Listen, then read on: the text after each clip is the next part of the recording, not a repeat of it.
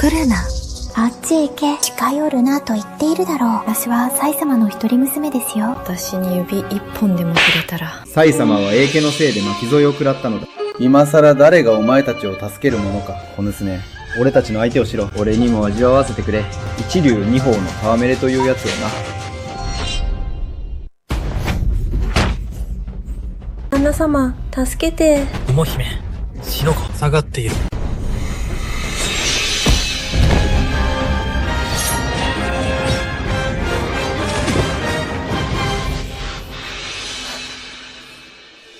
旦那様？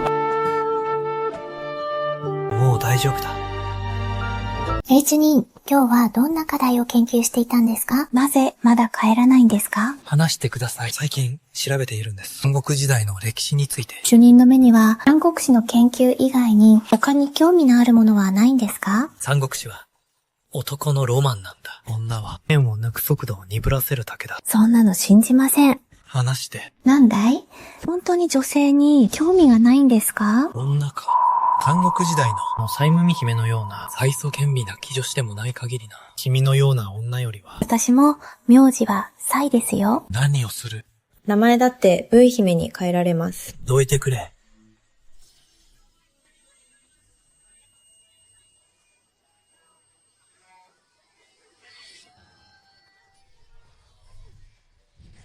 殺せ。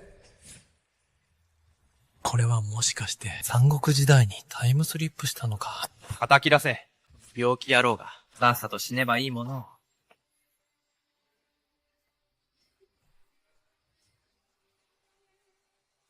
おかしいだろ。普通はタイムスリップしたらもっとマシな立場だろう。皇帝や皇太子とかさ。法廷米社、万歳。せめて、曹操や劉備みたいな理由にならせてくれよ。殺せ。それなのに、債務に姫と初夜を迎えた途端に不合死した夫に乗り移るなんて。権力も勢力もない。どうすりゃいいんだ。来ないで、寄らないで。怖がることはない。ずっとお前の体が欲しかったんだ。来ないで。恨むなら、あの病弱な夫を恨むんだな。お前を抱く福分もなく、新婚のその日に、くたばりやがって。あいつは死んだんだ。俺に従え。あなたが極刑を乱用して英家を陥れ、夫を傷つけるよう仕向けたからよ。そうでなければ夫は、この道、死んだんだ。どうせ初夜も済ませていないんだろう。あの病人の代わりに、今日、俺がお前の夫になってやる。雲姫を離せ。話すんだ。うるさい。さあこっちへ。なんて無慈悲な。息子が死んだばかりなのに、話して。どいてろ。今日はこの病人の目の前で、ゆっくり楽しまってもらうぞ。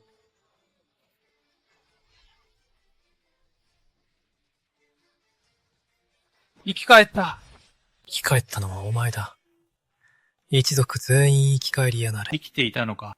そんなに俺に死んでほしいのか。来るな。寄るんじゃない。警告しておくぞ。俺は、コピン中老将だぞ。俺の嫁を奪い、母上を傷つけた。たとえ泣く子も黙る権力者だろうと、打ちのめしてやる。よくも俺を殴ったな。殴って何が悪い？俺は現代人だ。身分の貴賤など知るか、くたばれ。覚えておけよ。様の一家を道連れにしてやる。その程度か。トピン中老将が、何だってんだ。我が息子よ。旦那様。旦那様、死なないで。大丈夫だ。君のいい香りに、のぼせただけだ。国姫を驚かせないでください。海姫、君は、海軍姫なのか。旦那様、海姫ですよ。どうやら本当に三国の世界に転生したらしい。しかも才色兼備の美女をめとるとは。細部の日。旦那様、李宗は東卓配下の将軍です。父上でさえ容易には手出しできません。あいつが李宗か。東卓の部下だと。なんてこった。東卓は残虐非道な魔王じゃないか。おしまいだ。大変だ。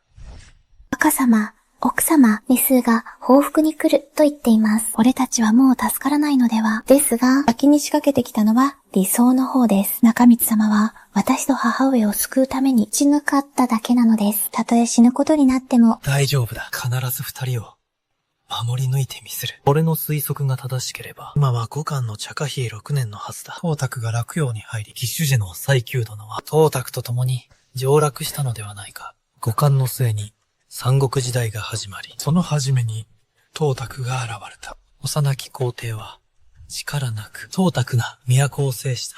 次は長原の排斥だ。董卓は大使を自称し、朝政を掌握する。座して死を待つわけにはいかない。麦姫、死の子、家で母上をとすぐ戻る。話してください。リス、一体何のつもりだ？こいつらを全員、両者へ連行しろ。まさか、あの病弱な荒れ中道が、母親と妻を見捨てはしまい。奴が戻ったら、目の前で、妻を犯してやるわ。なんだと？連れて行け。ミス、貴様ただで死ねると思うな。ここを叩き壊せ。はは。若様、若様。李竹の族目が手勢を連れて、大奥様と若奥様を連れ去り、家財もすべて奪われました。我が家は、もう、おしまいです。止まれ。ここは当将軍の不定だ。通常なくして立ち入りは許さぬ。西園殿は、私の義父だ。退け。何事だ。貴様か。どこへ隠れたかと思えば、自ら死にに来るとはな。長平と結託して、朝廷の役人を殴ったこの者を。京原の、老いぼれめ。頬を上げて造反するつもりか。董卓や妖帝と、真っ向から渡り合うお方だ。この李宿め。本気で私を殺す気か。反逆者の汚名を着せるとは。この逆賊を、捕らえよ。は。李宿。この卑怯者ね。家を壊し、親族を捕らえよって、さらに私を陥れるつもりか。陥れるだと。たかが一介の庶民の分際で、この将軍が貴様を陥れたところで、文句があるか。連れて行け。軍営へぶち込め。変が終わった後に、じっくりと始末してやる。歩け。何を笑っている。董卓の無能さが、かそしくてな。貴様のような奴を、そばに置いていると、いずれ滅びるのも、時間の問題だ。たわごと、道場軍を侮辱するとは、殺してやる。待て。将軍。想像し、何事だ。王の得た情報によれば、秦の英氏が、密かに長原と結託し、私を暗殺しようとしたため、羽化が。今、本館が滅びると申したか。李竹は、我が財産と妻の美貌に目をつけ、兵を率いて、略奪を働きました。この野は、将軍の門下でありながら、将軍はそれを黙認しておられる。先帝は早くに崩御され、新帝は未だ幼少。将軍が泣くように入られたばかりの今、このような小人を野放しにし、都で将軍の名声を汚させれば、天下の人々はどう思うでしょうか。それで滅びぬはずがありましょうか。黙れ、将軍。こいつはただの小悪党です。奴のデタラメを信じてはなりませんね。李竹、貴様が処理しろ。あまり騒ぎ立てるな。よい。連れて行け。将軍、私に策があります。京原の軍を破る。助けとなりましょう。くぞき、京原を破る策がある、というが。肺元残語も、甚だしい。李将軍、私と手合わせ願いますか。望むところ、面白い。ならば、私が見届けてやろう。出泣かせを言うつもりなら、この場で貴様の首を跳ねてくれる。我が部下を侮辱した報いを受けさせる。では、もし私の策が当たれば。戸原を破る良策を本当に示せるというなら、命だけは助けてやろう。その上、一つだけ望みを叶えてやる。同族長原の勢力は大きく、備中の狼騎兵は勇猛果敢。将軍は落葉に疲れたばかりで、芝も固まっておらず、正面衝突は得策ではありません。それが、死が思うに、同族長原を撃つ。最善の方法は、落葉の城壁を固守し、撃って出ぬことで、備中軍の鋭気が衰えるのを待ち、雷のごとき一撃を加えるのです。本陣を吸収すれば、必ずや敵軍を撃破できましょう。実に見事な計略だ。李竹よ。やはり、お前を見込んで正解だった。ありがたき幸せ。小尺なガキめ。俺と張り合うなどと、死を待つがいい。このバタめ、交渉さえすれば、うまくいくと思っているのか。京原は、3歳の子供ではないのだぞ。あなたの言葉には、嘘がある。と言いたいだけだ。何が嘘だと言うのだ。先帝が崩御されたばかりで。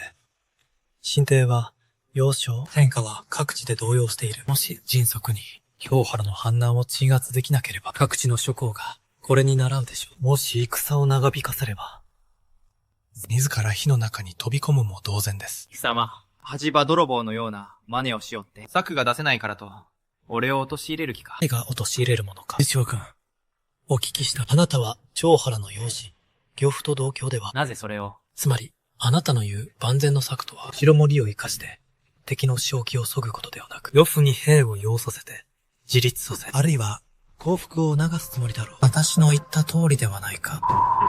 図星のようだな。当将軍。李承軍のこの策は、決して万全ではありません。これを行えば、天下の物笑いの種となり、朝廷と当将軍にとって不利となります。各地の諸侯も、これに習い始めるでしょう。お前。続けろ。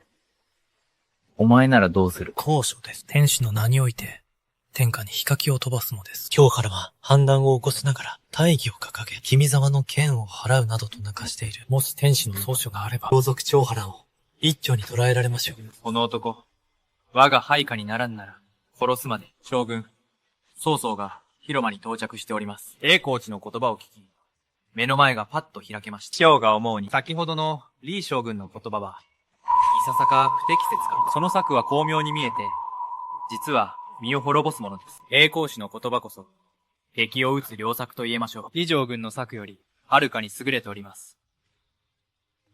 いや、ありえん。戦場に出たこともない男が、なぜこれほど巧妙な戦略を知っているのだ。李畜よ。何か言い残すことはあるか？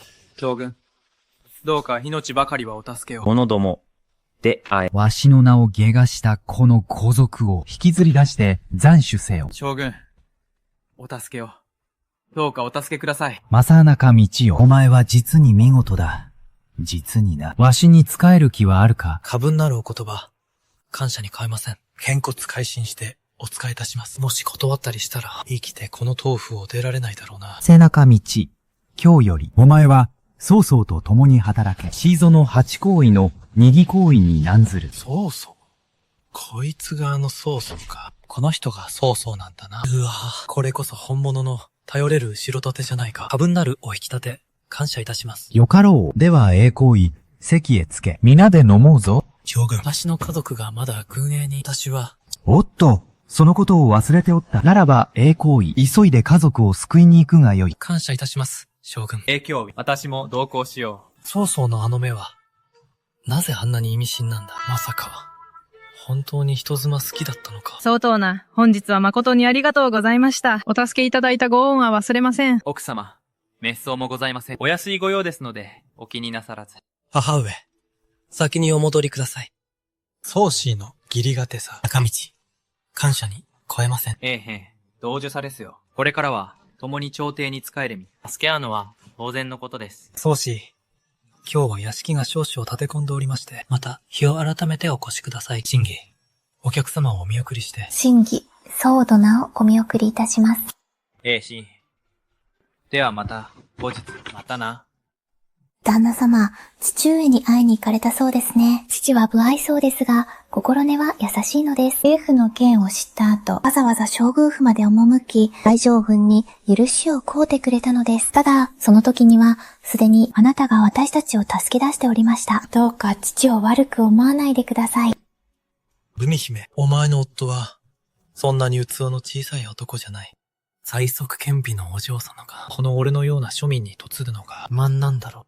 はい格さ、いずれあんたに、堂々と、俺を婿だと、認めさせてやる。ところで、総殿ですが、あんなに尽力してくれたのに、追い出したりして、本当によろしいのですか？宗師なら、そんなにケチな男じゃないさ。あいつは、相当な人妻マニアなんだぞ。家に入れるわけないだろう。文姫、式は挙げたけれど、まだ大切な、手順が一つ足りないよな。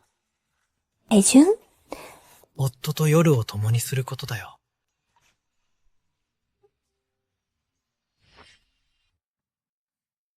文姫、今の俺の活躍はどうだった？もう何を言っているんですか？わかっているくせに。若様、大変です、若様。先ほど総殿から使いが来ました。董卓が幼き帝を廃したと、自ら上昇を名乗っています。元家の袁紹と袁術の兄弟も逃げ出しました。伊勢がは大軍を率いて、シーゾーの軍営を包囲したそうです。来るべき時が来たか。董卓の反乱、18年処方による、董卓討伐、なんせの幕開けだな。旦那様。野姫、慌てるな。審議、お前たちは急いで、荷物をまとめろ。母上を連れ、義父上も迎えに行って、一刻も早く、洛陽を離れるんだ。旦那様、あなたはどうするのですか？俺には策がある。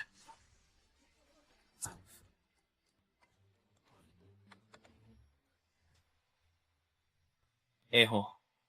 大変なことになった。免者の兄弟にはめられたよ。挨拶もなしに逃げ出しよって。あの董卓が上層を自称し、今更脱出するのは至難の業だ。今は、奇策に頼るしかありません。何か妙案があるのか。俺たちを救える場所が一つだけあります。董卓の屋敷のことか。今は銅卓の屋敷へ行くなど。飛んで火に入る。夏の虫ではないか。宗家、考えてみてください。あの董卓は、武人出身で、刀剣の類を、こよなく愛しています。もし、宗兄が、名刀を献上すれば、奴も、俺たちを疑わないはずです。名刀か。王雲の屋敷に、一振りの刀があると聞きます。その名は、七世東東。もし、宗兄が、この刀を、董卓に献上できれば。赤道殿。つまり、剣刀名目に、董卓に近づき、そのまま、暗殺するということ。そうなれば、城内は大混乱に。その隙に、俺たちは脱出するんです。さすがは宗兄。実にあっぱれだ。だが、この七世宝刀を、どうにかしないとな。来るな。あっち行け。近寄るなと言っているだろう。私は妻様の一人娘ですよ。私に指一本でも触れたら。妻様は英家のせいで巻き添えを食らったのだ。今更誰がお前たちを助けるものか、小娘。俺たちの相手をしろ。俺にも味わわせてくれ。一流二宝の戯れというやつをな。旦那様、助けて。羽姫、死の子、下がっている。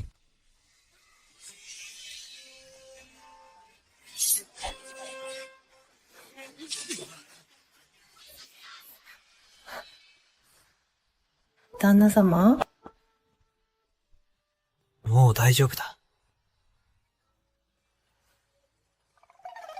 助かった。この諸葛な字を作っておいて正解だった。さもなければ大変なことになるところだった。諸葛ぬとは何ですか？もう諸葛な字とは呼べないな。にと呼ぶべきだ。これは夫である私が発明したのだからな。今度お前にも一丁やろう。身を守るのに役立つはずだ。みなかみち。このそうそう。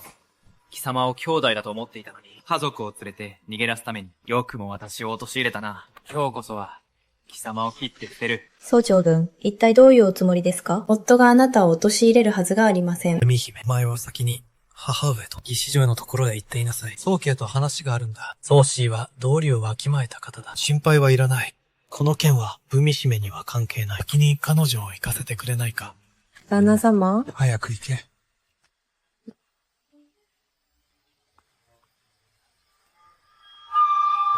宗師、なぜそのようなことを煽るのですか？中道、私らを切るつもりか。貴様のデタラメを信じて、偽りの投稿などしなければ、董卓の野郎が城門を開け、貴様らを逃がすはずがなかろう。今や、計画は露見し、私は負け犬同然の身だ。これもすべて貴様のせいだ。やはり、歴史通りか。曹操の董卓暗殺は失敗し、切符を巻いて、逃げ帰ってきたわけだ。今日こそは。宗師、誤解ですよ。誤解です。宗師、利用したわけではありません。助けようとしたのです。助けるだと？この後に及んでまだ抜かすか。私をここまで追い詰めておいて、よくもそんな口が叩けるものだ。宗師、今回の董卓暗殺ですが、成功する見込みはあるとお思いですか？あなたも私も知る通り、董卓は軍備の出身だ。用心深く、慎重な男だ。暗殺の隙など、見せるはずがなかろう。なるほど。最初から分かっていたのか。今回の暗殺が、成功しないこと、私を罠にかけたということか。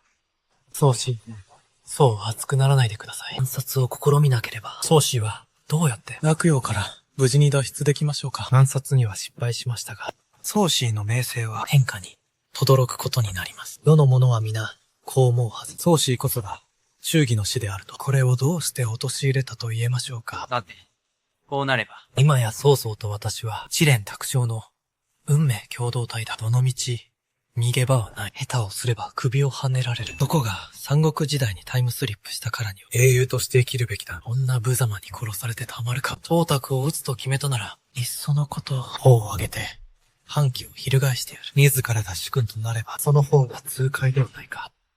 本庁での、ようやくのお出ましですか。18路諸法が、あなたを待っておりました。皆さんの推挙に感謝いたす。本日参じたのは、他ならぬ。これがあの歴史に名高い4将というわけか。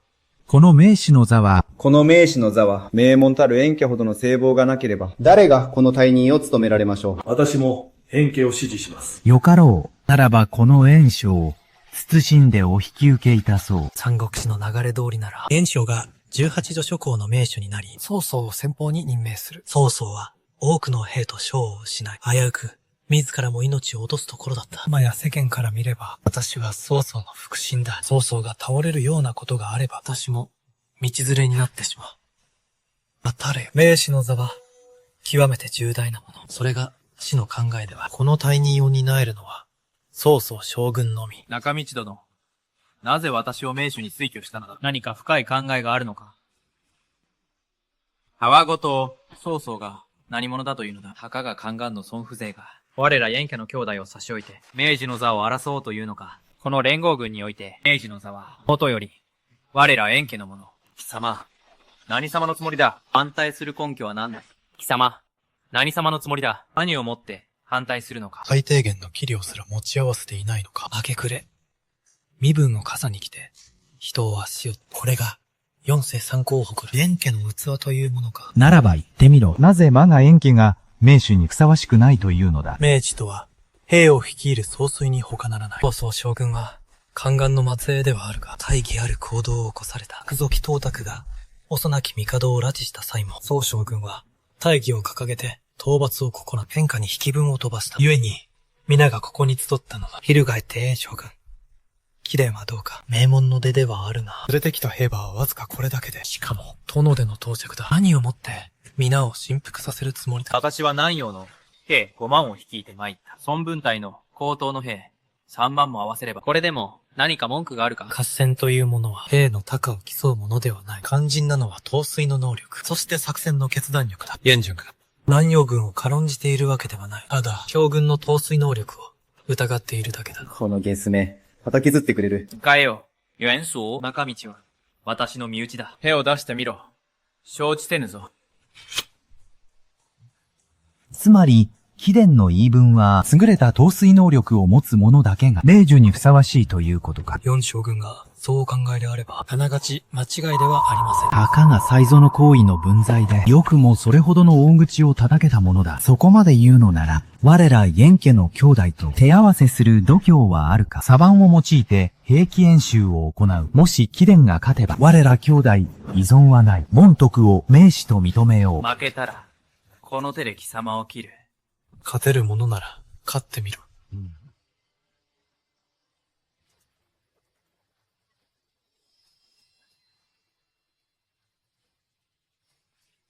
アレスでの、お気をつけて。兵力は、貴殿が待っているが、我ら兄弟の軍勢が、すでに、挟み撃ちの包囲網を敷いた。さあ、どう切り抜けるつもりだ？兵を分散させれば、あちらを立てれば、こちらが立たず、もはや貴殿の敗北は明白だ。これが実際の戦場であれば、貴様は、袋のネズミも同然だ。これで、グーの音も出まい。実に素晴らしい。さすがは名門、燕家の兄弟だ。実に鮮やかな一手だ。三中道。若さゆえの慢心だったな。まさか、一人で二人を相手にするつもりか。燕家の兄弟に挑むとはな。草は机上の空論とは違うのだ。子供の遊びではないのだぞ。獅子、実にもったいない。この永中道には何か奇策があるかと思っていたが、蓋を開けてみれば、手も足も出ないようだな。やはり、口先だけの男だったか。何を笑っている？笑わせてもらう。お前たちはもう負けているからな。ふざけるな。我々は、お前を包囲しているのだぞ。負けたとは、どういうことだ？四将軍。一つお聞きしたい。言ってみろ。両軍の沙汰さは、ただ正面からぶつかるだけか。どういう意味だ？先ほど、袁紹将軍が言われた通り、戦は生をいてがし、だが、続きがある。機をいて勝つ。どういうことだ？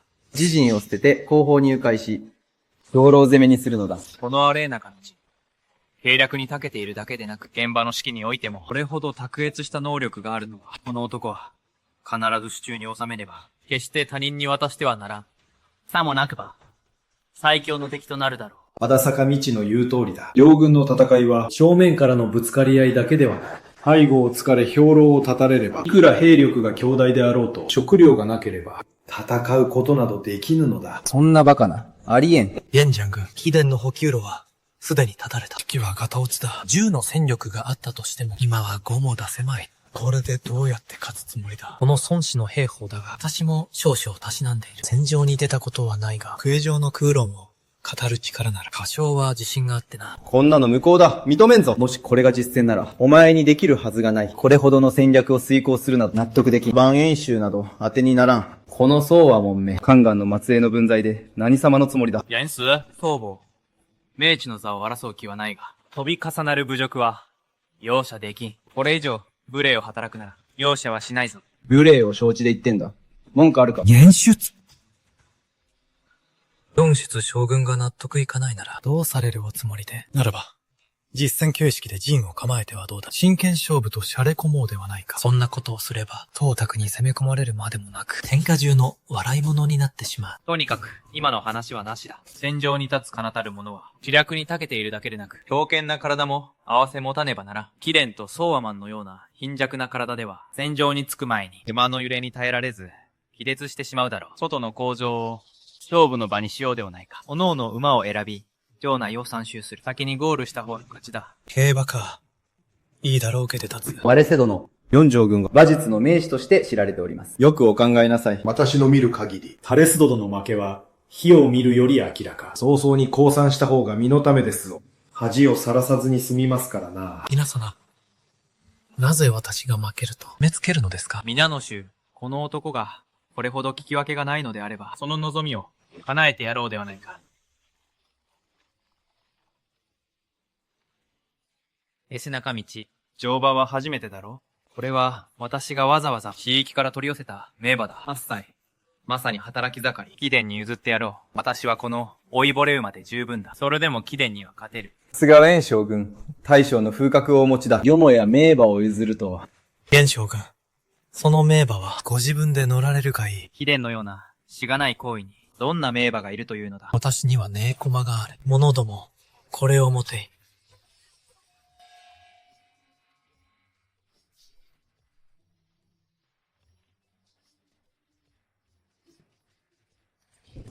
これは、なんとも奇妙な乗り物だ。異様で醜い姿をしておる。音もうるさくて深い極まりない。よもやあれなか道が。山奥で捕らえてきた化け物ではあるまいな。その世間知らずな驚きよ。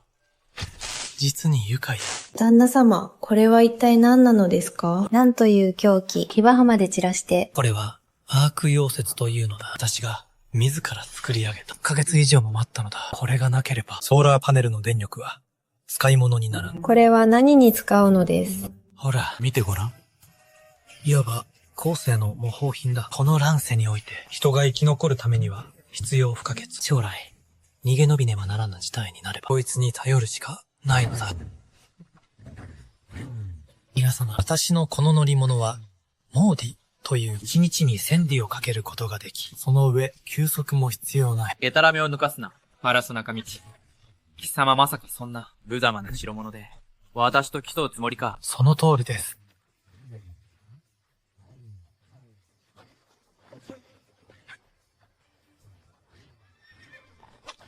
あ。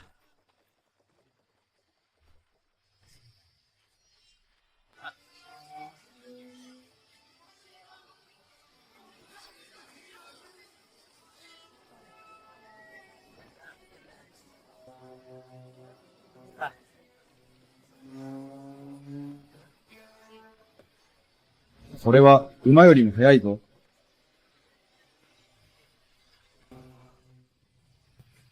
これは一体、いかなる化け物だ。読んでね。お認めになりますか？認めぬ。これは競馬とは呼べ。元出、中道殿は見事な才覚だ。我ら円家は、潔く負けを認めよう。もし私に、このような神の司法があれば、名馬など必要ない。まさに仁義。仁義だ、デス殿。いかにしてこれを手に入れたのか、お聞かせ願いたい。これは天界にしかないはずの宝だ。元将、猛獣に拝謁いたします。名士に拝見いたします。よかろう。諸殿が、これほど祖母を信頼してくれるのであれば、謹んで、お受けいたそう。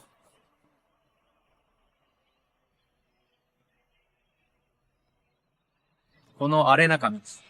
確かに、経典同地の才を持って、兵法までも心得ているとは。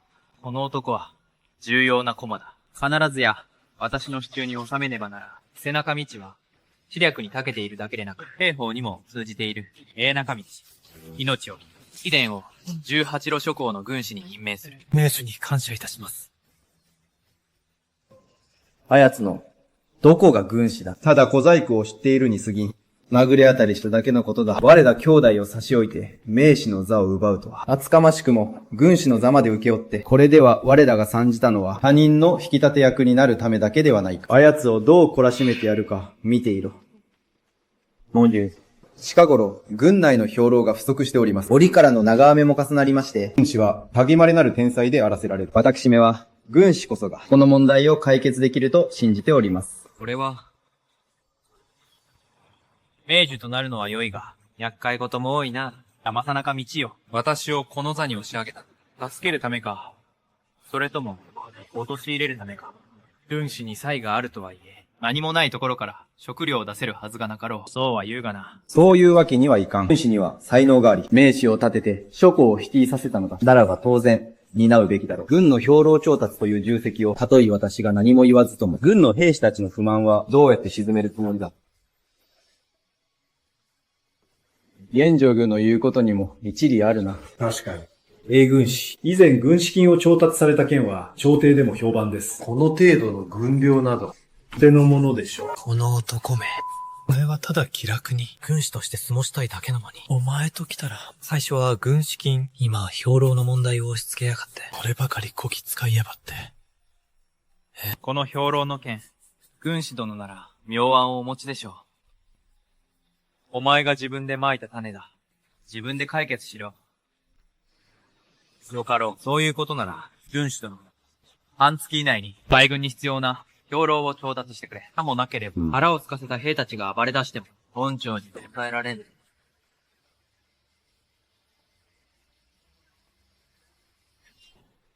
衛星よ。今回の兵糧調達、衛兵に任せたぞ。先ほど、衛星の家族が侮辱されるのを見て、相互、見るに忍びず、故に、特別に100人の衛兵を送り、荒れ製の屋敷を警護させる。衛兵と家族の安全は保証しよう。これで、衛兵も安心して、兵糧の調達に行けるというもの。新兵の護衛だと。家族を軟禁したも当然じゃないか。俺を脅して働かせるつもりだな。さすがは曹操だ。疑い深い性格め。もっと慎重にならなければ。あれ中道め。ただの落ちぶれた一族の分際で、軍師を務める器かよ。あろうことか。18路諸侯の前で、俺に恥をかかせやがった。今後、18路諸侯に対して、俺の面目は、丸つぶれだ。弟よ、焦るな。焦ることはない。明治の座は、まんまと曹操に奪われたが、諸侯の大軍を統率できるかどうかは、我らの思惑通りにはいかん。本気で思っているのか。あのソーアマンが三軍を統率できると。後のことはさておき。この軍領の一件だけでも、奴は痛い目を見るだろうよ。兄将、それは、すでに命令を出しておいた。今や、城内の主要な商店や米屋は、すべて閉店させてある。誰一人として、道中道に、米を売る度胸のある奴はおらん。天坂吉。一人の力では、口流など集められまい。安心し。つまり、兄上の考えは、あのソーアモンが名手になりたいというのなら、まずは奴の羽をもぎ取ってやろう。法も公職も、軍勢もない。これでどうやって名手を務めるつもりだ。誰かをやって、荒れ背中道を見張らせろ。随時報告せよ。紅姫、一体どうしたんだ？旦那様。そうそうか。送られたものにいじめられたのか。旦那様、曹操様が送った方々はとても丁寧でした。泣いているのは七者のためです。義父上が、どうされたんだ？父親がおるには、今回の諸侯同盟でも、董卓にはかなわないだろうと、六葉人辺にある、すべての肌田と領直を、すべて売るつもりでしたが、運悪く、董卓の軍に遭遇してしまい、すべて奪われてしまったのです。あの考えの足りない、老いぼれめ。今は肉その真っ最中だぞ。自分のわずかな財産のことばかり心配した。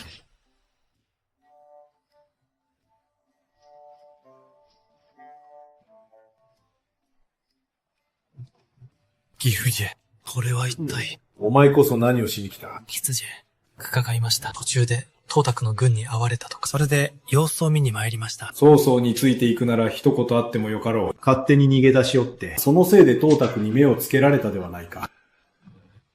前々からお前のことは気に入らなかった。だが私はお前の義父なのだぞ。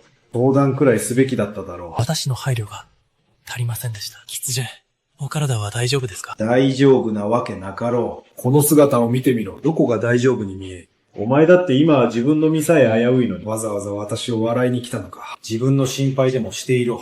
師匠、お待ちを。これ。教えてやろう。あの円家の兄弟だがな、すでに街中に手を回しているぞ。すべての軽問屋や荘園にだ。お前には一粒の糧食も売るなどな。糧食を備蓄しようなど。とてんのないよりも難しいぞ。今度ばかりは円兄弟も本気でお前を潰すつもりだ。敵に回す。相手を間違えたな。なぜあの二人を怒らせたんだ。お前のことなどもう知らん。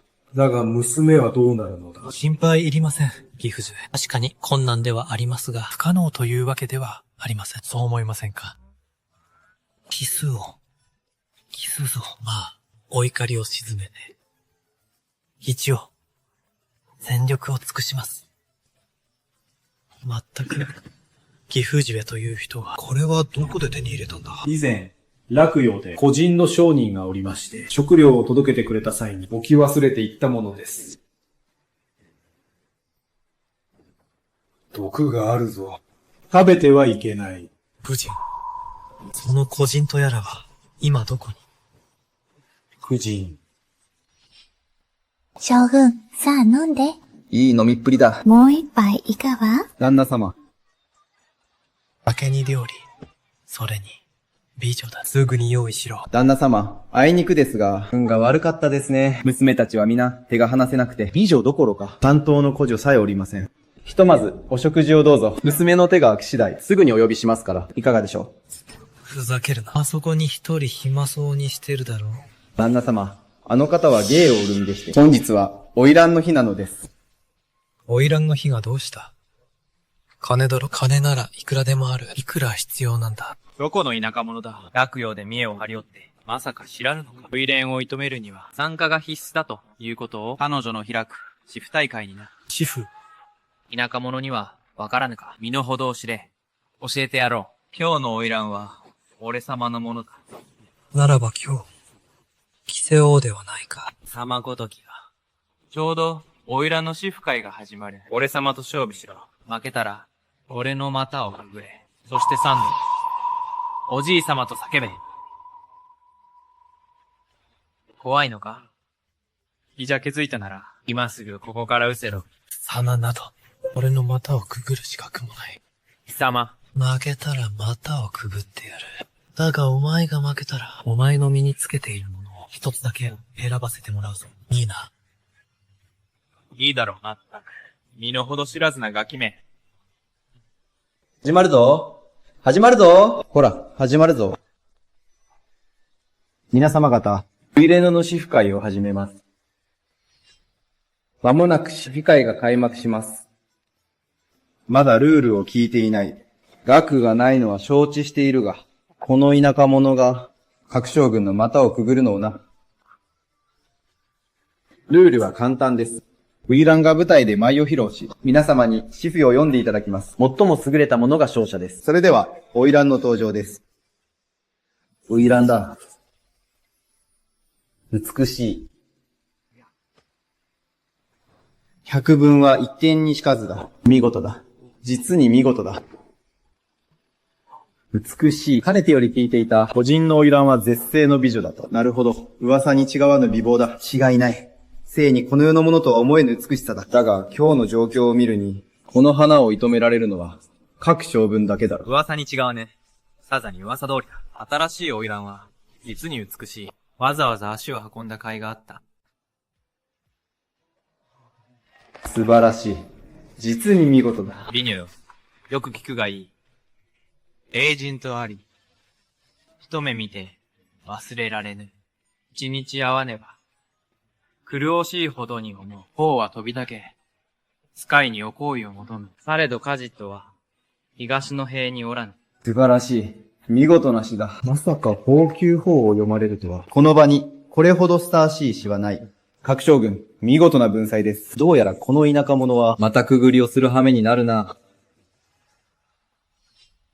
田舎者、次はお前の番だ。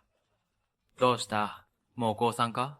あ、俺の股なら、いつでも開いているぞ。早くくぐらぬか。この田舎者、自ら恥を晒しに来たか。各将軍は、先人の死を拝借したとはいえ、今日のこの情景には完璧に合っている。自業自得だ。この田舎者は。恥をかくがいい。首を振ったのは、ただこう言いたいだけだ。お前が救いようのない恥知らずだな。なんだと？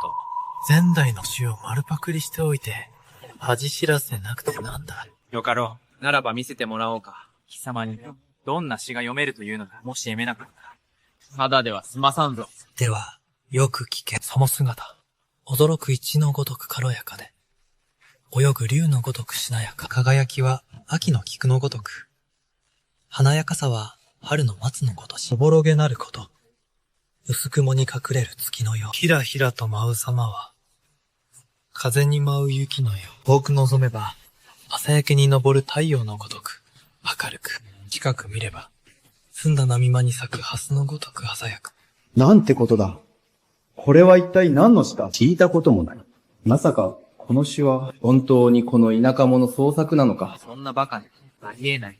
でたらめだ。小僧。正直に書け。その詩は、どこから持ってきた？信じられるか？お前が作っただと。断じて信じられん。これがお前の作だとは。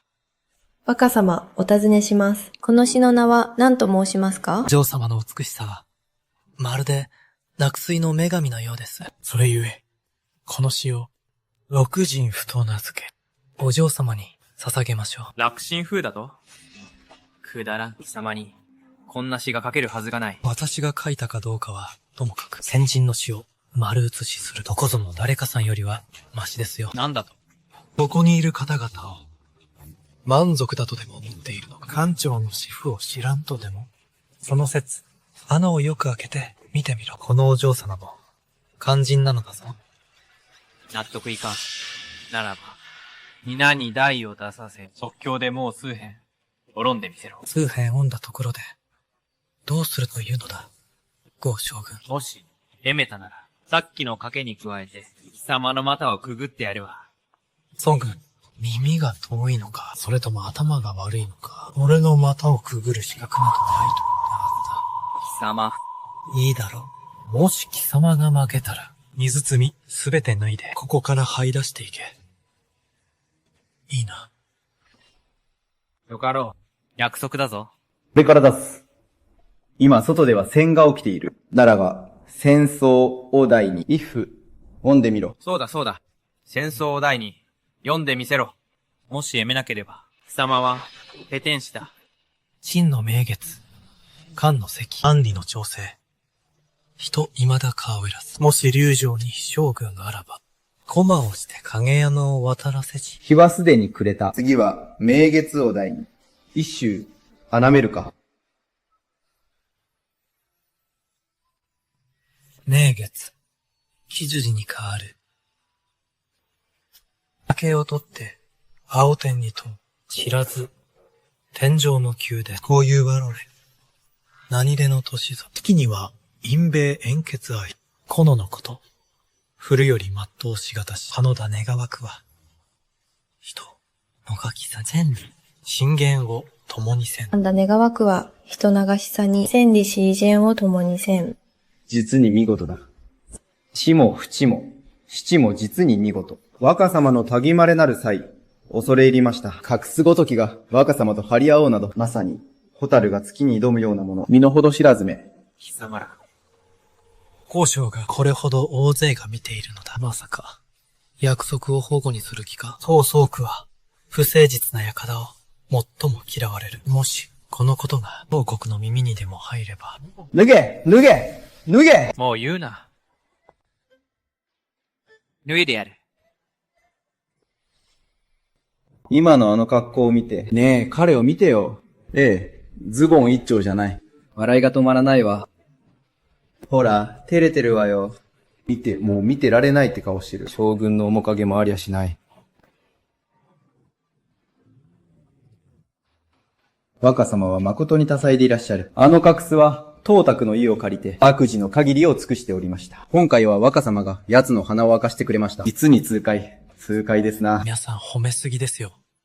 控えめに、目立たないように。私、東シャンと申します。栄光期にご挨拶申し上げます。当選だって。どういう状況だ。問題美女の一人。あの当セミか。今日まさかお目にかかれるとは。今日庶民殿、不詳ながら私めが優勝ということでよろしいかな。A 後期かこそが優勝に違いありません。A 警視に決まっております。講師のたぎまれなる才能に、私、心より敬服いたしました。よろしければ、この杯を飲み干していただけませんか？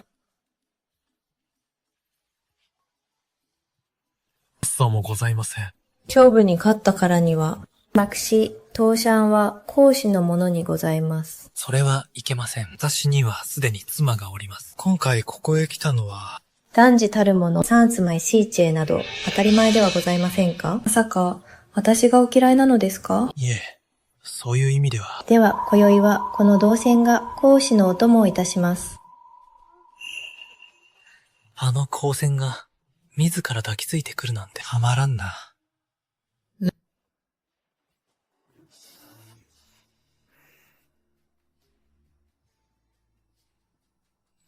まあ、そうか。間違いあるまいな。あの男こそ、中道に相違ございません。トシ、間違いございません。あの族、中道です。演奏してはおりましたが、以前、童貞にて、何度か顔を合わせております。あの声は、聞き間違えようもございません。奴に間違いありません。よくもやってくれたな。中道め。両軍が交戦中だというのに、浮かれ騒いでいるとはな。そうそうめ。実に良い軍師を抱えたものだ。自ら俺の前に現れたからには、容赦なく血祭りにあげてくれるわ。トシ、夏は極めて危険な族、トシ、ミヨチを。この私が奴を捕らえてまいります。お嬢さん、ここは、御人の営む修路。なぜあなたが、このような場所に。コレイにさらわれ、ここへ流れ着いたのです。個人に仕えているのであれば、お尋ねしたいことがある。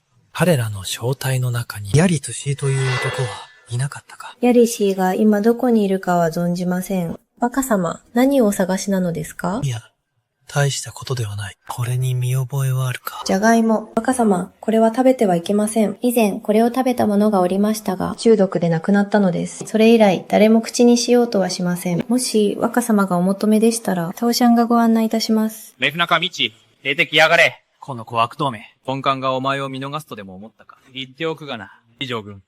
さらには当長将までもが、すでに兵を率いて、こちらに向かっている。覚悟して死を待つがいい。宗卓がなぜここに、リジェ家が総力を挙げて、私を殺しに来るとはな。くそ。落ち着け。落ち着くんだ。若様、大丈夫ですか？大丈夫だ。問題ない。リシナカミチ、出てきやがれ。雨くな、うるさい。ようやく出てきよったか。お前が隠すか。おう、星がいいな。この俺を知っているとはな。なぜ、俺の名を知っている？どちらにせよ。今日が貴様の命に。じきに宗卓様がお見えになる。死ぬのが誰か。まだわからんと。口だけは達者だな。李将軍、道中道は、ここです。こいつです。上将に拝謁いたします。中道。貴様、よくも面々と戻ってこれたものだ。死にに帰ってきたのか。上将。それがしに命を。この裏切り者を、その場で切り捨てましょう。上将、ご命令を、この逆賊を成敗させてください。許す。裏切り者だ。たった一言で、私を罪人扱いするのですか？父を飲め。相変わらず口が回るな。貴様は曹操と組み、18路諸侯と密通した。東条省に反旗を翻すつもりではないのか。竹雄は所詮。竹雄か。全く脳がない上将。あなたのそばに、理覚のような輩がいるとは、実に不幸なことです。荒さ中道、でたらめを抜かすな。いい父兄はお前の口車に乗せられて死んだんだ。リスコの行いは正しくありませんでした。自業自得というものです。上将、それがしにこの男のちょい殺をお命じください。捕らえよ。待たれよ。少々にご報告いたします。それが、死が戻ったのは、ある秘密を上層にお伝えするためです。上層。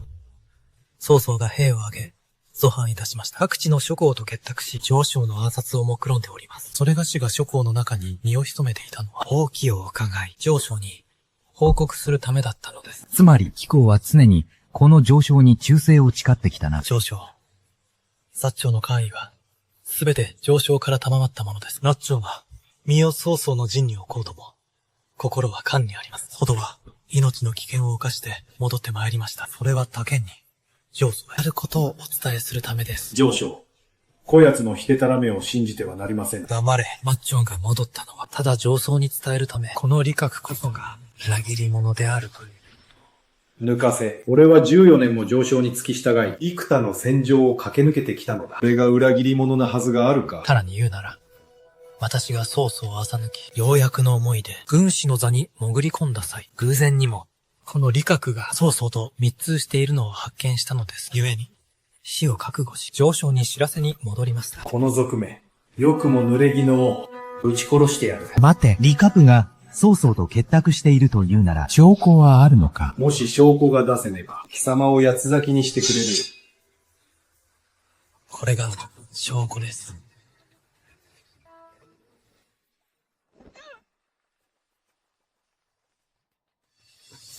理覚、どうせいつか、俺を見捨てるつもりなら、先に仕留めてやるまでだ。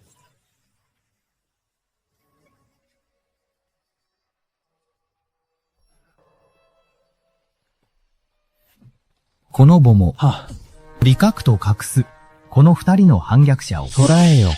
戦勝もございません。まだ冤罪だと言い張るか。ここには貴様が、曹操に通じ、この上昇の全兵力の配置を漏らし、2日後に門を開けて降伏すると記されているわ。上昇。それは甘れ中道の小賊めが俺を陥れたのです。将軍、奴は我らを陥れたのです。霊媒はどうした？その霊媒をどう説明する？将軍、私の説明を聞いてください。動くな。当初、李国が画数を指しました。防犯の意は明らかです。二株を死罪に処してください。個々の憂いを断つためには。上昇。身に覚えがございません。上昇。きれ。上昇。そう猛獣。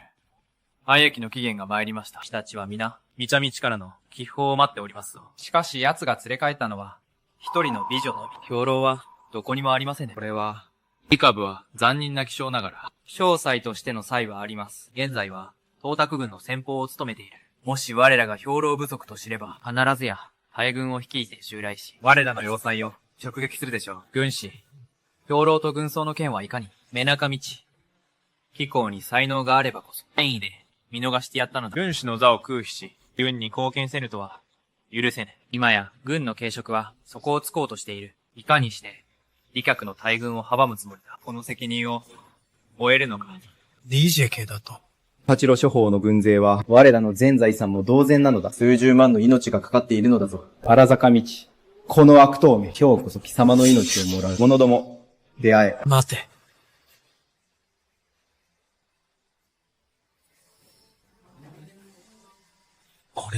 これこそが、貴公やらの言う理覚だ。バレスでの、この支給は一体、どこから？少々策を講じたまでだ。中道は、この数日ずっと正論に入り浸っていたはずでは、いかにして成し遂げたのだ。貴様、何を？現出城軍、他に言い残すことはあるか？確かに、正論へは言った。だが造作もなく、ニジェを切り捨てた。貴公は言ったな。ニジェ家は、東卓配下の猛将だと。その李客の、首を取ったのだ。大功を立てたと言えるだろう。だというのに、貴公は私を目の敵にする。現出城軍、叱るべき。諸侯の面々の前で、釈明せよ。深道殿、我らがこうして集うは容易なことではない。すべては国賊、東卓を討つため、我が弟も軍領の件で焦るあまり取り乱してしまったのだ。中道殿、今は敵味方が対峙するとき、内部で争っている場合ではない。他人のもの、笑いの種になるぞ。袁紹シャンギャン、対峙していると分かっていながら、何度も私に難癖をつけてきたのは、誰だ？私は演術を許してもいいが、最前線で戦い、養殖不足に苦しむ将兵たちに、四出を許せるか、聞いてみるがいい。貴様。名手よ。アレス中道が敵の先鋒を切ったことは確かに対抗であります。だが軍領を調達すべきところを、期限までに果たせなかった。リジエを切った功績をもってしても、この大罪を相殺することはできない。中道。そこの知れぬ男だ。今は生還し、出方を見守るとしよう。軍師は以前に軍令状を交わしたんだ。期限までに軍領を調達できずとも、功罪総半ばといたそう。だが、軍師という役職については、他の者に譲ってもらおうか。私が軍領を調達できなかったなどと、誰が言った？これが、工面した軍領にございます。これは一体、何の奇妙な代物だ。丸っこくて、泥までついている。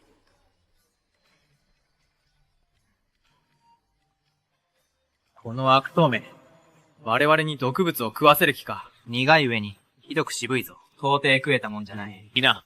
こいつに騙されるな。我々を毒殺するつもりだろう。自分が名手の座に居座るつもりか。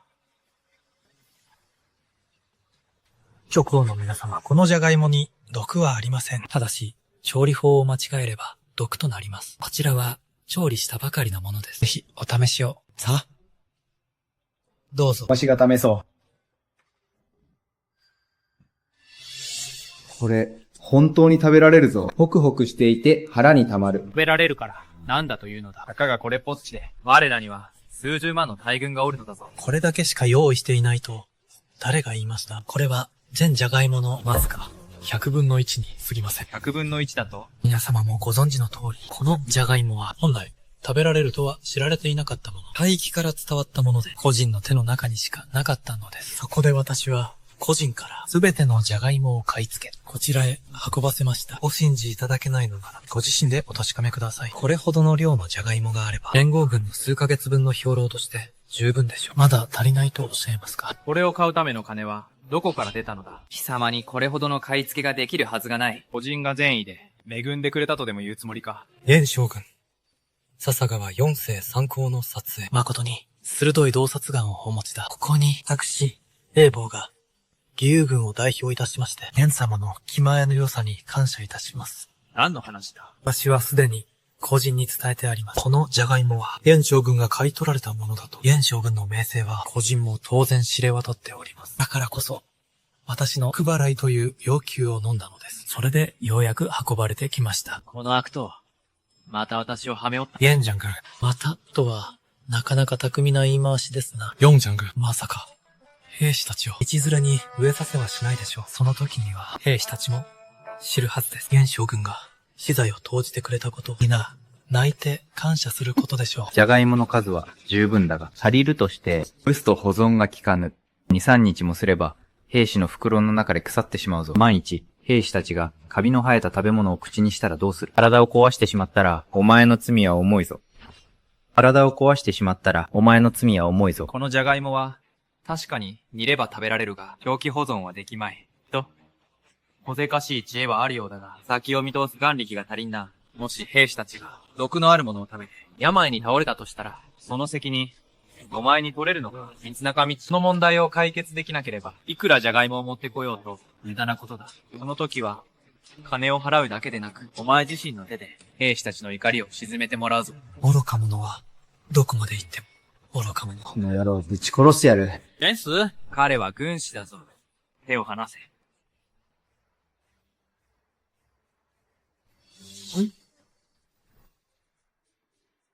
若様、これは何をされているのですか？じゃがいもは煮れば食べられるのでは？なぜわざわざ潰すのですか？わかってないな。これらを混ぜてから乾燥させるんだ。出来上がればわかるさ。またそんな奇妙なものを作って、何を企んでいるのか。これは圧縮ビスケットだ。栄養豊富なだけでなく、そのまま食べることもできるし、水に溶かしてスープにすることもできる。食べてみてくれ。一つ食べてみるか。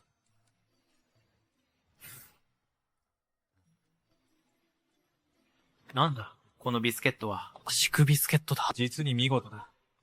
タレセ殿は誠に多彩である。圧縮ビスケットのような便利なものまで思いつくとはな。早急に増産し、軍へ送るよう命じよう。この瀬さ、我ら18路諸侯の必勝、間違いなしだ。この永中道の能力と名声、この一戦を経て、もはや、生かしておくわけにはいかんな。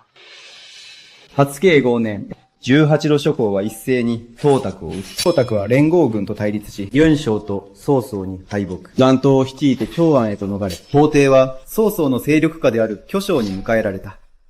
正香道は数々の奇行を立てたことにより、多格の昇進で三公の一つ、当主に任じられた。あなた、その甲冑をどうするのですか？仁義、ルンヒ、早く着替えるんだ。貴重品をまとめろ。郊外の宿場駅、母梅と合流するんだ。向こうには馬車を用意してある。急いで着替えろ。若様、なぜそんなに急いで去るのですか？手柄を立てたばかりではありませんか。将軍を助け、陛下を救い出し、褒美まで賜ったのに、暗号の一人、大使か？出る杭は、打たれるものだ。曹操は、もともと疑り深い男だ。前回は、君たちを連れ去った。今や私は彼と渡り合える。唯一の殿すら。今はまだいいが、万一不穏な動きがあれば、奴は決して私を逃がさないだろう。早く着替えるんだ。旦那様。海姫、君と五子は道中くれぐれも、支え合うのだぞ。こちらのことが片付いたら必ず迎えに行く。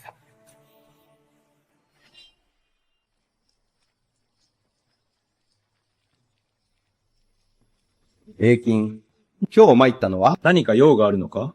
陛下、ショーンが参りましたのは、陛下に総書を賜りたいためです。総書か。さよ、高書にございます。陛下、今は盗賊の手から逃れられたとはいえ、トイカンの一心は地に落ち、地方勢力への支配力はもはや皆無に等しい。地方は各地で割拠し、曹操に至っては上層を自称しております。陛下に対し、標準を装いながら、決して兵権を手放そうとはいたしません。陛下、これぞまさに、天地を要して諸侯に号令する暴挙。陛下、庶民は、非才の見ながら、王冠の参加が賊の手に落ちるのを見るに忍びません。陛下、どうか朕に、血が急をお授けください。正ろさを募り、瓦解せんとする国を救わ。その方、誠か。主公、間違いございません。洛陽の流民から得た情報によれば、江坂道が飛脚を撃てたのは、馬軍の情報を売り渡したからに相違ありません。今や明白です。浅中道と盗賊は以前より通じていたのです。直ちに手勢を率い、奴の屋敷を包囲せよ。申し上げます、上昇。荒中道の屋敷は、もぬけの殻です。知恵将、荒高道はたった今参来いたしました。己英中道。やはり私を裏切ったか。全門を封鎖せよ。奴を捕らえろ。もし抵抗せば、切り捨てて構わん。奥方様、ここでございます。セリオンジャン銀、私たちは逃げられましたが、旦那様はどうされるのですか？どうぞご安心ください。主軍には考えがございます。我らは手はず通り、ここでお待ちするのみです。キルジョンゲン、痛み入ります。滅相もございません。私は主君に受けた第四に報いるのに。叩け！容赦なく叩き潰せ！やめろ。軍師殿。何をしている？軍師殿。こいつは、高孫派敗者の騎兵ですが、元女軍の命令に従わぬゆえ、それで我らが。下がれ。はあ。友よ。さあ、大丈夫か。飛龍、軍師殿に拝謁いたします。お前が長か。今は、高孫の配下なんだな。友よ。私に仕える気はないか。もしその気があるなら、私から、拷問府に話を通そう。飛龍、主公のために変骨再審使える所存です。奥方様方、まずはここで落ち着きましょう。王が助州に到着なされば、必ずや迎えに来てくださいます。あの曹操の横暴、目に余るものがある。天寿を操り、諸侯を支配しようとするなど、名目上は漢の臣下だが、実は国賊よ。この老骨、断じてあやつの長領抜行を許しはせん。たでの、感服いたしました。栄太子よ、屋敷を一つ開けさせておいた。当面は部下と共にそこへ身を寄せるがよい。ただでの、感謝いたします。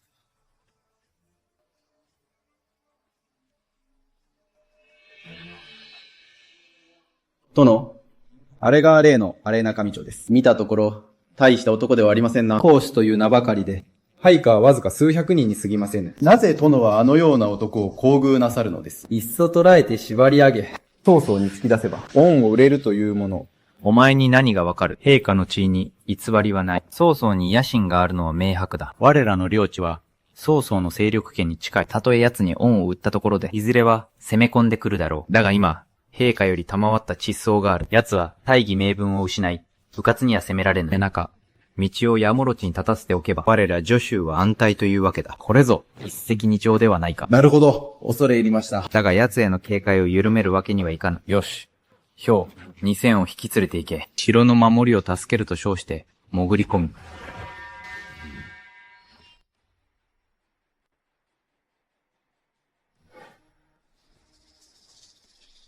これはひどい。坊ちゃまは、泣く子も黙るたどり様ですよ。それなのに、こんな場所に住まわせるなんて、いつから放置されているのやら。いいのよ、金義。これくらい大したことではないわ。自分たちで掃除しましょう。まあ旦那様、米びつの中がネズミだらけです。米が一粒もありませんわ。案ずるな。ここは長く空き家だったのだからな。後で自分たちで買いに行けばいい。旦那様、急いで出立したせいで、手持ちの蓄えは多くありません。我々の持つ銀では、せいぜい1ヶ月しか持ちません。物事の始まりは、困難だと覚悟していましたが、まさかこれほどまでとは。冒険め、少しは金や兵糧を援助できないのか。旦那様、どうすればよいのですか？何とかおっしゃってください。安心しろ。かが金の問題だ。この俺に金なら、いくらでもある。いずれは、お前たち3人を養うだけでなく、不自由なく暮らさせ。じゃあ軍たち兄弟分にも、決してひもじい思いはさせない。ここで暴れるのは何やつだ？双方か。礼儀を知らぬのか。配下を連れてきて、我が種の門前で狼藉を働くとは。今日は、アレセ殿に用があって参ったのだ。この使用人が、その古びた槍ごときで、俺が怯えると思うな。どけ。俺の槍をチャーザラったのは、貴様が初めてだ。やめろ。兵隊士。総将軍。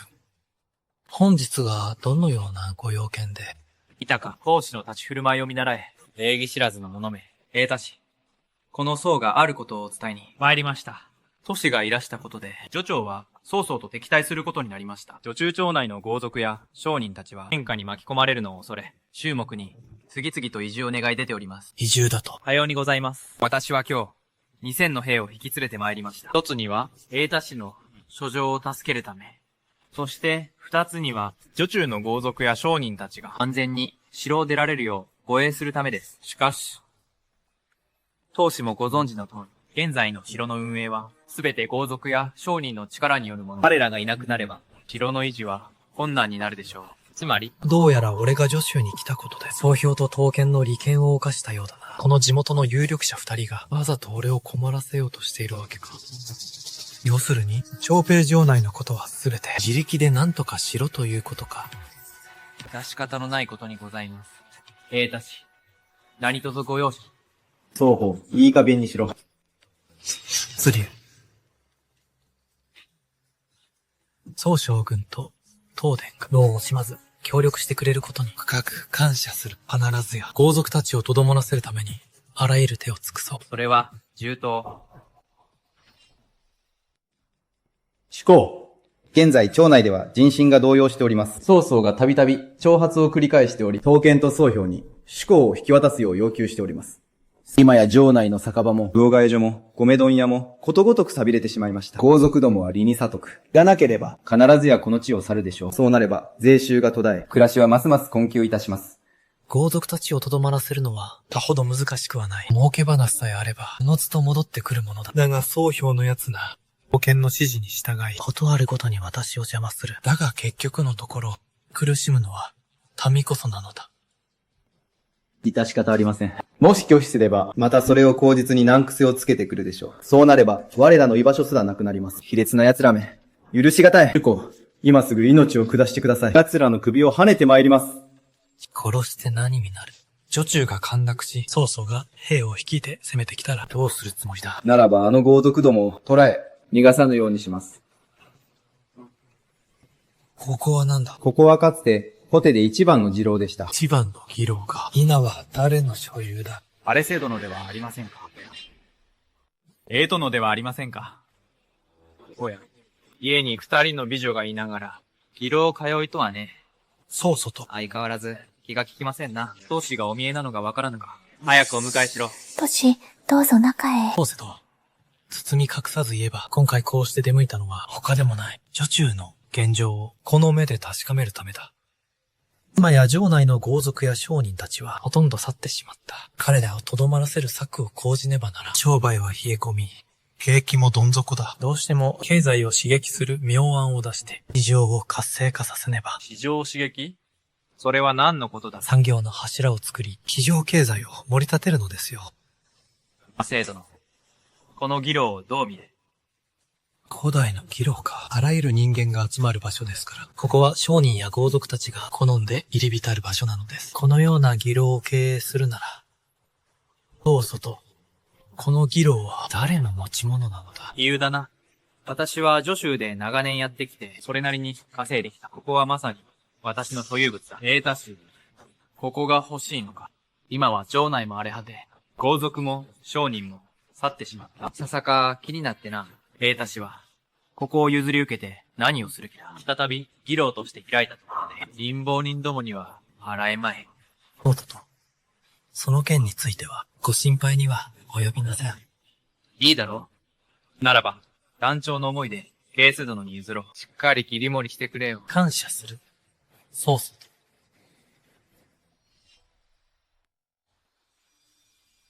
聞いたぞ。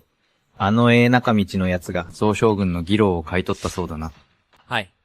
我が国はいかがお考え？奴を困らせるつもりではなかったのか。なぜ今になって助けるのだ。我が君、実はですね、あの義老は見栄えこそいいです。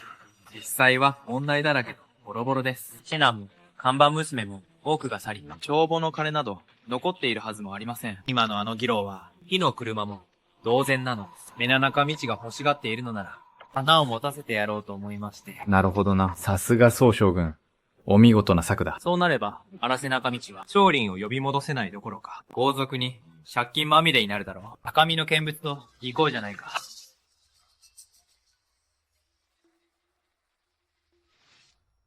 旦那様、ここ数年の帳簿を締めましたが、この次郎は、とんだ負債物件です。そう表ね。やはり企んでいたか。旦那様、どうしましょう。利益が出ていないどころか、帳簿上は2000両以上の借金です。例の人員の集計はどうなんだ？現在、下男が5名、宴が5名、料理人が3名、雑用が2名です。あとは、水晶やリリの調度品と、部屋が10室あります。宴と舞姫、全員呼んでこい。あれ様。お前たちは普段、何をしている？歌を歌い、舞を踊り、客の主席に侍りまして、休みのお世話を少々。なら、一曲披露してみろ。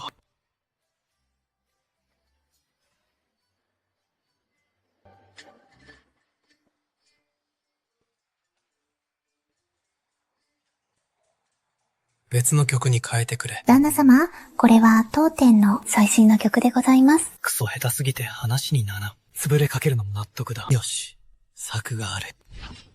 注目の刀剣殿。総将軍。東電。これは、柱、樹州の士族だけでなく、カオヘク、ジェイチュウ、重中の士族までもが皆ここに来ている。あの荒れ中道の仕業に違いない。各地にビラを巻き寄って、だからこれほど多くの者が集まったのだ。どいつもこいつも、女好きの輩ばかりだ。注目のおっしゃる通りです。ですが、あのビラに載っていた美人の絵が、これほど多くの男たちを釣ったのでしょう。皆様、これより、皇帝第1回株会を開催いたします。民を代表し、皆様を心より歓迎いたします。始まるぞ。いよいよだ。これより、株会の開幕を正式に宣言いたします。まずは、我が愛妻による曲をお楽しみください。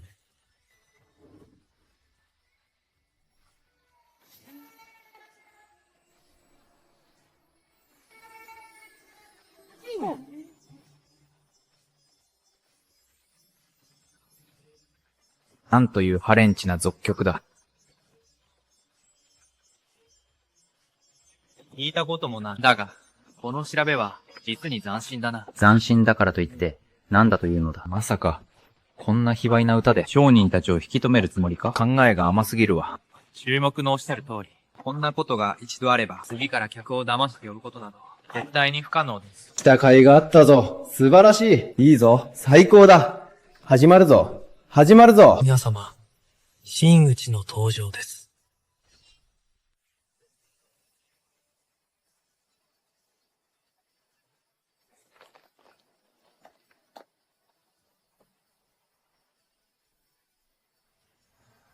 なの。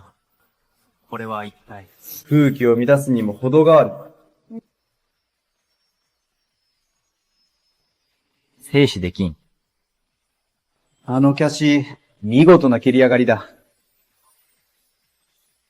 素晴らしい。注目度と、この演目、ご満足いただけましたか？どうだ？参ったか。クロスとミニスカ版、極楽浄土だぞ。腰を抜かさない奴はいないはずだ。旦那様、この服は。似合ってるぞ。最高だ。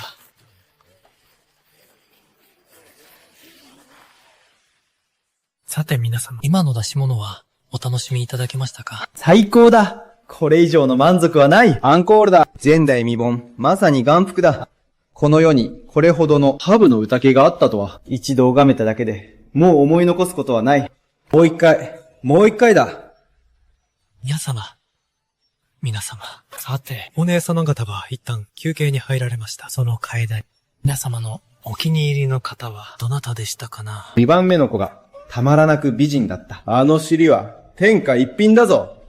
他には5000両出そう。魔人の裏側をもう一度覗きたい。音を弾いていたあの美女をな。はいはい。わかっていますよ。皆さんはもうお嬢さん方に心を奪われているようですね。さあ、番号札の出番です。今回は我が皇帝技能の初舞台です。そこで、このお嬢さん方の中から一人の花魁を選びたいと思います。もしお気に入りが決まっているなら、その者の名を大声で叫んでください。とも歓声が大きかった者が見事、花魁に選ばれます。花魁のデビュー後は、パトロンのために特別な個人演目をお見せしますよ。旦那様方、私は歌も踊りも楽器の演奏も得意です。どうかご指名をお願いいたします。私は他の者たちとは違います。私は名家の出身なのです。こと、語、書が何でもこなせます。旦那様、ぜひ私をピックしてください。見てくれ。あの立ち居振る舞い。最高だ。彼女に決めた。私を選んで、私を。500両出すぞ。1番の美女をデビューさせろ。1番は、芸が達者なだけだ。異貌なら2番のお嬢さんに決まっている。2番のお嬢さんこそ、花魁になるべきだ。3000両だ。3000両とは、ケチくさい。俺は3万両出すぞ。お前たち、周目様。周目様、大丈夫ですか？周目様。宗将軍。周目様のご加減はいかがですか？周目様は、ご高齢だ。あのような場所へ行くべきではなかった。宗将軍。なぜお止めしなかったのです？お前が撒いたチラシのせいだろうが。どういう意味ですか？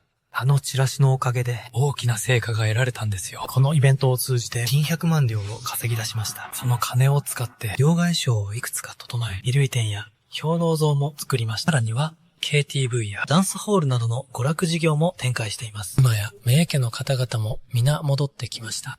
今回は運が良かったな。だがあれ中道。お前のせいで、周目様は脳卒中で寝たきりとなり、余中を治めることができん。今の助手は主を失った状態だ。曹操はこの機を逃さず、軍を率いて助手を吸収するだろう。お前は早く小部に戻って、守りを固めろ。ここは私、曹兵がいれば十分だ。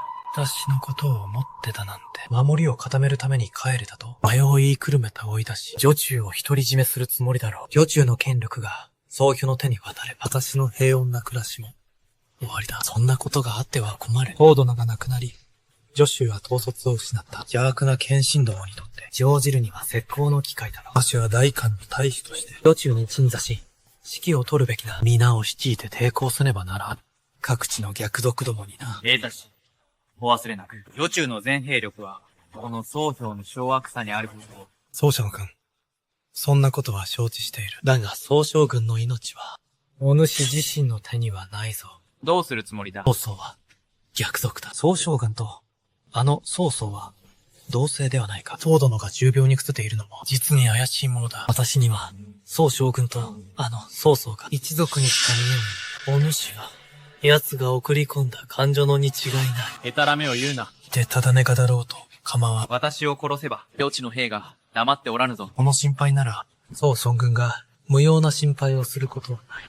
申し上げます。両兵、優勢の時が、義弟の関羽と張飛を連れ、5000の兵を引き連れ、兵越を願っております。当世。三国志の劉賢城といえば、超有名人だ。まさかここで会えるとはな。タイムスリップした甲斐があったというものだ。劉備。本物の劉備なのか。本物に会えるなんて、感激だ。劉我の徳。永代史に拝謁いたします。私のことをご存知でしたか？無論だ。劉将軍の名声は、良い奥が上がっている。で、今回助手へ参られたのは、いかなる御用向きで。聞き及ぶところによれば、曹操が天子を脅し、諸侯に号令をかけているとのこと。私めは非才ながらも、大官の末席に連なる者。宗族が陛下を侮るのを黙って見ていられましょうか。それは皇族への冒涜に他なりません。私めと当賢殿は以前より曹操に対抗すべく約束を交わしておりました。本日、義弟たちを引き連れ、河西に参上した次第。まさか、当殿が重病に伏しておられるとは、誠に残念でなりません。劉備将軍が助けに来てくれたとは、誠に心強い限りだ。お三方の協力があれば、あの相続とて容易には手を出せぬはずだ。宗師、それは少し違います。劉将軍は大官の皇族。参られたからには、女中の主となっていただくべきです。皆を率いて、共に曹操に抗おう。私双方が、女州の文武百官を代表し、両主軍を主君としてお迎えしたい。これは、兄者、何をためらう必要がある。曹将軍までもが兄者に従うと言っているのだ。兄を迷っている。そうだ兄者。迷うことはない。そこまで煽るなら、この玄徳、慎んでお受けいたします。劉備。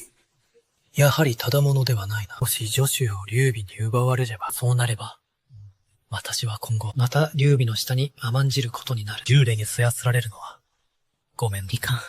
せっかく苦労して、九死に一生を得て、女子にたどり着いたのだ。この女子を、私の破行の足掛かりにせねば。て、待ちたまえ。なんだ？何か依存でもあるのか？感触を論ずれば、私はここにいる誰よりも上位にある。才能においても、諸君に引けを取らぬ自信がある。相続の殲滅こそ、天下のハゼ、劉氏金よ。感触など、ふんくらいだ。俺の兄者は今上のお十上に当たられるお方だ。貴様こそ、皇族と呼んで敬うべきだろう。能力にしても兄者は、貴様などより、はるかに上だ。無礼を申すな。謝りなさい。宗師、弟の無礼、平にご容赦願いたい。だがこの女州は、曹操の領地と接している。戦乱は避けられぬでしょう。兵たちは軍を率いた経験がない。兵を指揮し、兵糧を運搬する実務など、都市には経験のないことばかりのはず。過ちがあっては、取り返しがつきません。その通りだ。兵糧の運搬が、どういうものか分かっているのか。どう運び。どうすれば、より多く、どうすればより早く運べるか。そんなことも知らんだろう。分かっているのか。実に見事な。人心掌握術だ。一人が悪役、もう一人が善人役か。劉備も諸州を狙っているようだな。それどころか、今回の来訪も、封建の病を知って、女中を奪うために馳せ参じたわけだ。兵糧の運び方を知らぬと、誰が言った？どうせ、机上の空論だろう。ねじゃ。こいつはただの書生に過ぎん。知略に長けている、など、根も葉もない噂に過ぎん。実践となれば、何の役にも立たんだろうな。軍事に疎いとは、誰が決めた？三条君、言葉を慎みなさい。貴様に軍事がわかると、傭兵、兵糧の運搬、策を巡らすこと。兄者には到底及ぶまい。お前は俺の2期、次にも及ばぬ。その通りだ。三条軍の言う通りだ。一介の笛のみで、助手に座るとは。それ茶を沸かすわ。かつて漢の酵素も、卑しい身分の出であった。配下の大将には、懇親や宗さんがいたが、彼らも、同じく貧しい育ちであった。それでも、我が大韓帝国を築き上げたではないか。曹将軍。今更身分のことを持ち出すのは、器が小さいのではないか。いいだろう。それほど兵を率いる能力があるというのなら、両将軍と競い合ってみる勇気はあるか。兵を率いて戦うというのは、統率、指揮、兵ジャンといった総合的な能力が問われるもの。気略に長けているだけでなく、あらゆる面で、卓越していなければならない。先ほど、三将軍が、兵糧の話をしていたな。ちょうど、欧米の中東軍が、兵糧不足に陥っている。初夏から1ヶ月も、雨が降り続き、川は増水して、水路は使えぬ。陸路もひどく荒れている。いっそ、お二方で、それぞれ運んではどうか。500段の兵糧を、女長からコペンまでな。先についた方の勝ちとする。どうだ？兄者、鳥を裂くに、恵美くんぞ、牛刀を用いん。この件は私にお任せを。その通りです。兄者、反対に任せましょう。栄太氏、お考えは？私は構わん。ならば決まりだ。兵糧を運ぶことにしよう。女中からコペイまで先着したものを勝者とする。よし。約束だ。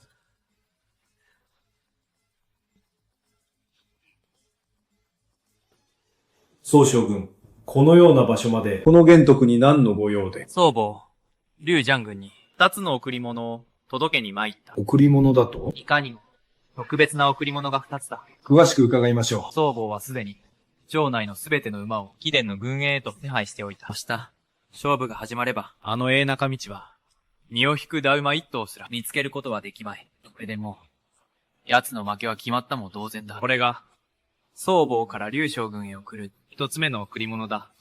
これは、少々やりすぎでは。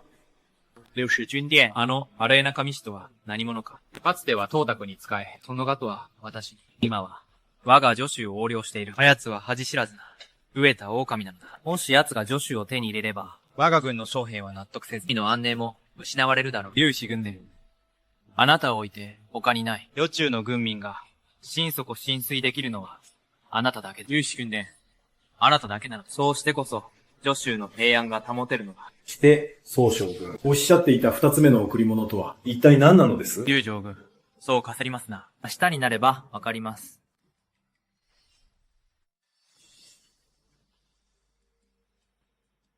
これが曹兵に運べと言われた兵糧ですか。双方のやつ、あまりに陰険で狡猾です。我らの兵糧をすべて石にすり替った。その上、常駐の馬をすべて没収するとは。これをどう運べと。まさか、石を担いで古兵まで行けというのか。古竜、すぐに兵を連れて、奴に決着をつけに行きます。スリュ、今奴のところへ行けば、負けるのを恐れて、言い訳をしに来たと思われるだけだ。ですが、どうすれば、この石の山、常人どころか、古竜殿でも運びきれませんぞ。良い考えがある。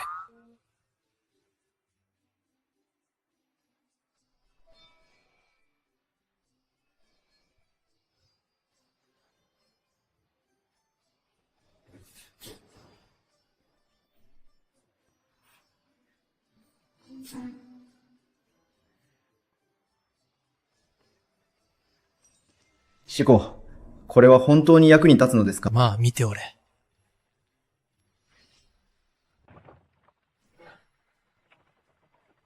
ここまで永中道の姿が見えぬとは、晴れ末中道のやつ。遅れているに違いない。傭兵に長けている、などと、うぬぼれおって、兵糧の輸送という、さもつなことに、2日もかけるとは、戦場なら、とっくに勝機を逃しているわ。三体、滅多なことを言うな。英太氏は軍を率いたことがないのだ。兵糧輸送に慣れておられぬのも無理はない。わからぬなら、わからぬでよいが、知ったかぶりをするな。それで助手僕の座を争おうとは、傲岸無知にも程があれ。すでに2日。まだ兵糧は届いておらん。どう言い訳するか。見物だぜ。あれは。Oh yes.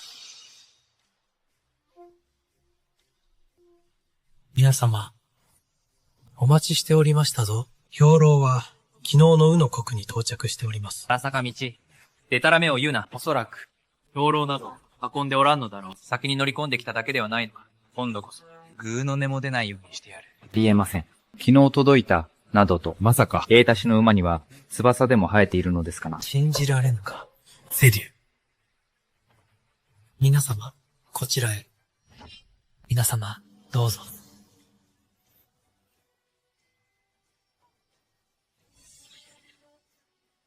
バカな。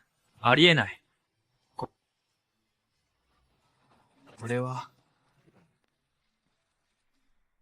大使、ご指示の第二陣の兵糧、届きました。合計3000石でございます。お検命ください。下がれ。はっ。これぞ神の道具だ。これがあれば、今後の兵糧輸送が格段に便利になります。劉将軍のおっしゃる通りです。これは、千銀もの重さに耐えられ、休息を必要としないだけでなく、飲み食いも排泄も必要ありません。これがあれば、この戦、我らの勝利は間違いありません。これは、妖術に違いない。曹将軍、何か不服でもありますか？反復いたしました。先生の溢れる才能に、この玄徳、恥入るばかりです。これは納得いかん。三将軍、なぜ納得いかないのですか？荒れ中道。貴様は少し知恵が回るようだが、戦場は子供の遊びではないのだ。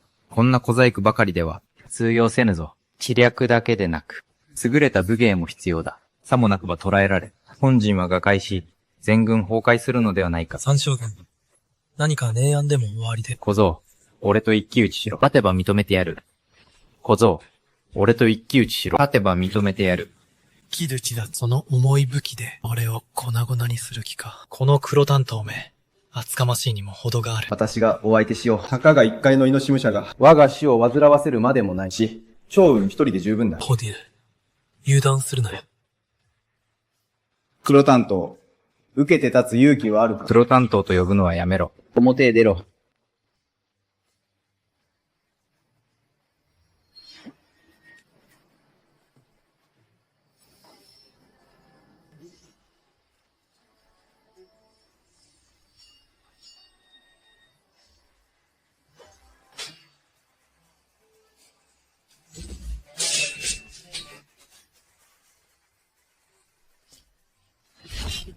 老いぼれ。参ったが。参った。トシ、先ほどは義弟が失礼を。どうか長将軍、義弟を話してください。ジリュウ。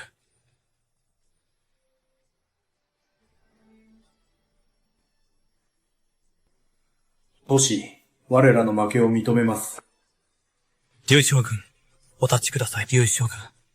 何を水臭いことを。両将軍は、大義を深くわきまえておられ。我らの行いはすべて、陛下のため、大官のためですから。我ら兄弟三人は、桃園にて、禁断の契りを結び、天下の美談となっております。折しも、今は良き時。音庭の桜は満開。さらにエースにへと出会えた。心を通わせ、志を同じくする者同士。もし、英気さえよろしければ、我ら三人と、義兄弟の契りを結びませんか。なんてこった。今日から劉備が、俺の弟分か。今日私は、劉献上の三兄弟の義兄弟になる。生まれた日は違えども、死す時は同じ日、同じ月、同じ年を願う。裏切らないなんてのは建前だ。劉備、お前をうまく使いこなしてやるよ。やはり義兄弟の契りが一番頼りになる。今日我ら、義よ禁断の契りを交わし、大官の参賀のために尽くすことを誓う。天下の民のために戦わ。これより後、生まれた日は違えども、死す時は同じ。同年同月同日。足らんこと。末永く、兄上に付き従います。末永く、兄上に付き従います。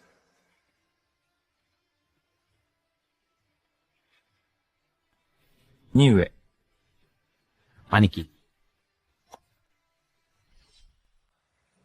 たし、この助手は、東州木の助手だ。東州幕はもう亡くなられたが、だが、この宗兵と女中の士族は健在だ。宗兵、何をするつもりだ。まさか、反乱を起こす気か。反乱？誰が反乱だ？私が、誰に対して反乱を？ここは、東州木の縄張りだ。私は、州木配下の大主。反乱というなら、お前たちの方だ。お前たちが、東州木を病に伏せさせ、今や、自ら死を自称している。反逆者は、貴様らだ。なんだ、この黒助。私を殺そうという。私がやれないと思っているのか。ヒョウフィ、上がれ。兵隊士、これまでのことは、不問に付してやろう。だが、この助手は、明け渡してもらわねば。さもなくば。かもなくば。どうすると？さもなくば。我ら助手種族が、容赦はせぬぞ。私を脅しているのか。ああ、脅しているのだ。お前に何ができる？そうだ。当主に一つ忠告しておこう。現在、町内で疫病が流行っているそうだ。当主もお体には、くれぐれもお気をつけて。貴様。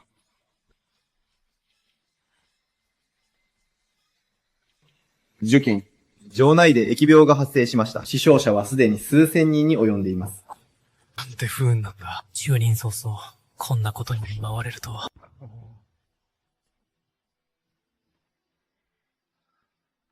おとれん。おとれん。お助けください。どうかお救いください。これは一体どうしたことだ。友よ、しっかりしろ。友よ。友よ。死んでいる。あいつこそが、疫病神だ。あいつが助手に来てから、災難ばかりだ。東獣目を病死に追いやり、今度は、城内に疫病をもたらした。間違いなく、あの疫病神のせいだ。女中の風水を乱したのだ。疫病神だ。あいつは疫病神だ。この悪党め、さっさと助手から出て行け。女長に。お前の居場所はない。何を言って。張飛。今、私のことを、疫病神と言ったな。小獣も死に追いやったと。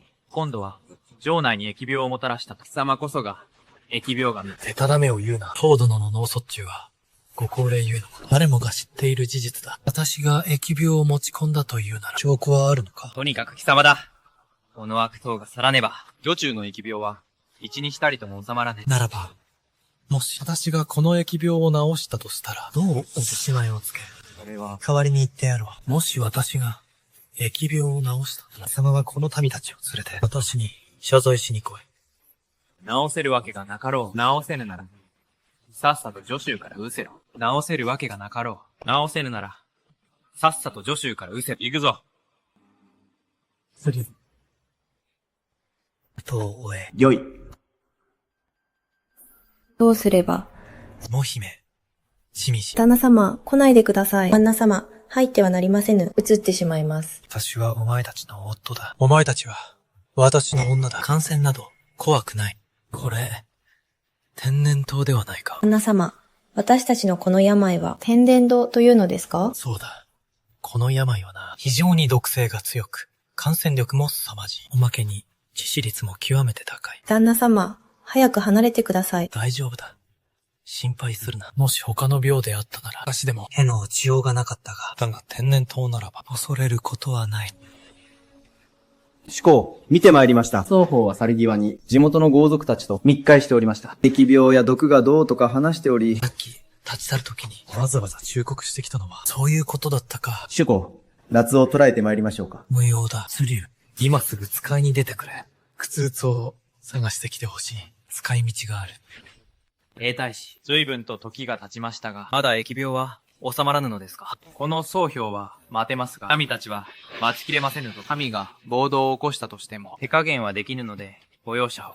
たかが天然痘の、どこが難病だ。口先だけで、中身が伴うのようでは困りますな。今日はこの総評が、直々に見届けましょう。どうやって治すおつもりか。セリュウ、薬草を持ってこい。この者たちに、思い知らせてやりましょう。主公、これがご処方の武具草です。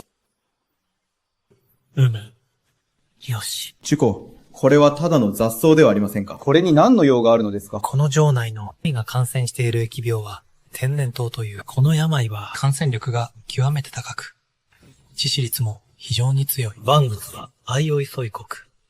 互いに制し合う。天然痘は猛毒だが、この雑草こそが、それを治癒できるのだ。これは何だ？これが今回の疫病を治す薬だ。これが薬だとどう証明する？その通りだ。見た目からして不気味だぞ。飲んだらそのまま死ぬのではないか。兵隊士、我ら女囚は、貴殿を厚遇してきたはず。うせろ。お前たち、己の無知を認めようともせず、自分たちを見てみる。取り残らず、病に侵されているではないか。ようやくは口に聞かけれど、病に気あり。そんなことも知らぬのか。根も葉もない噂を信じて、私が害をなすと疑うとは。もし本当に毒殺したいのなら、なぜこんな手間をかける必要がある。たとえそうだとしても、この薬が有効だという証明にはならん。わかりもしないのに。我々を言いくるめるつもりか。追い払おうとして、我らが病死するのを待つ気だろう。私たちが証明できます。私たちもその天然痘にかかりました。ですが、この薬を飲んだ後は、こうして歩けるようになりました。これが何よりの証拠です。わしはもう長くありません。どの道死ぬ運命なら、わしが毒味をいたしましょう。よし。フリュウ、早くこのご老人に一杯差し上げろ。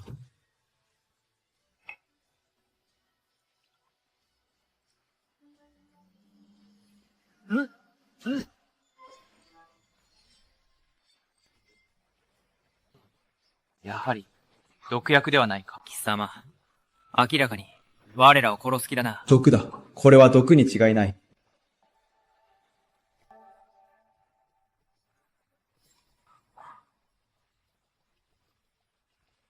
治ったぞ。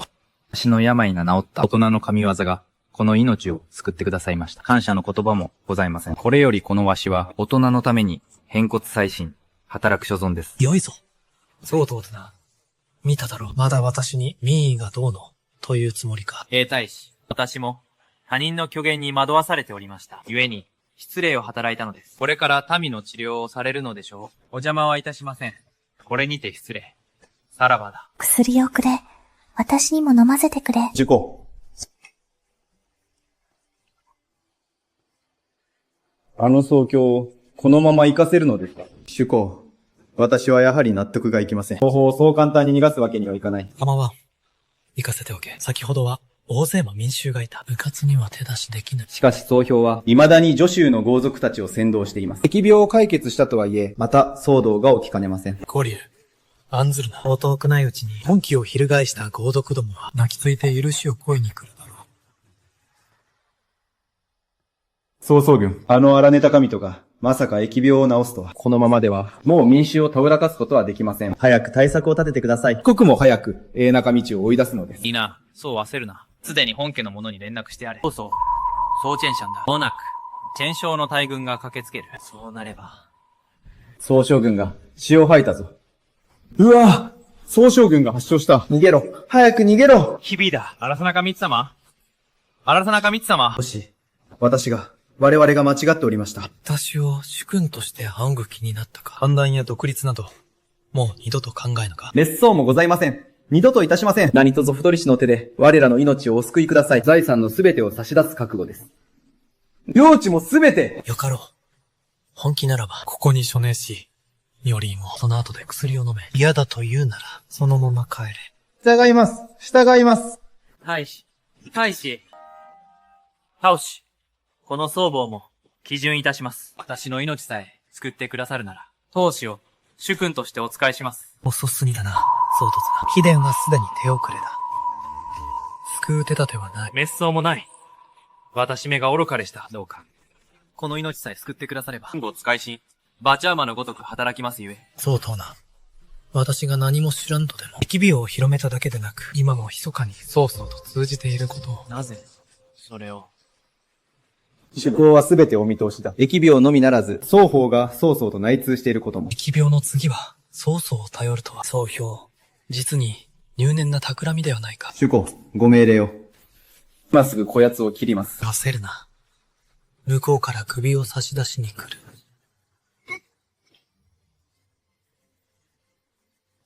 小獣、こやつを外へ引きずり出して、犬の餌にしろ。主公、諸将上目へのご就任、おめでとうございます。これはまだ始まりに過ぎん。これからは。聖図である。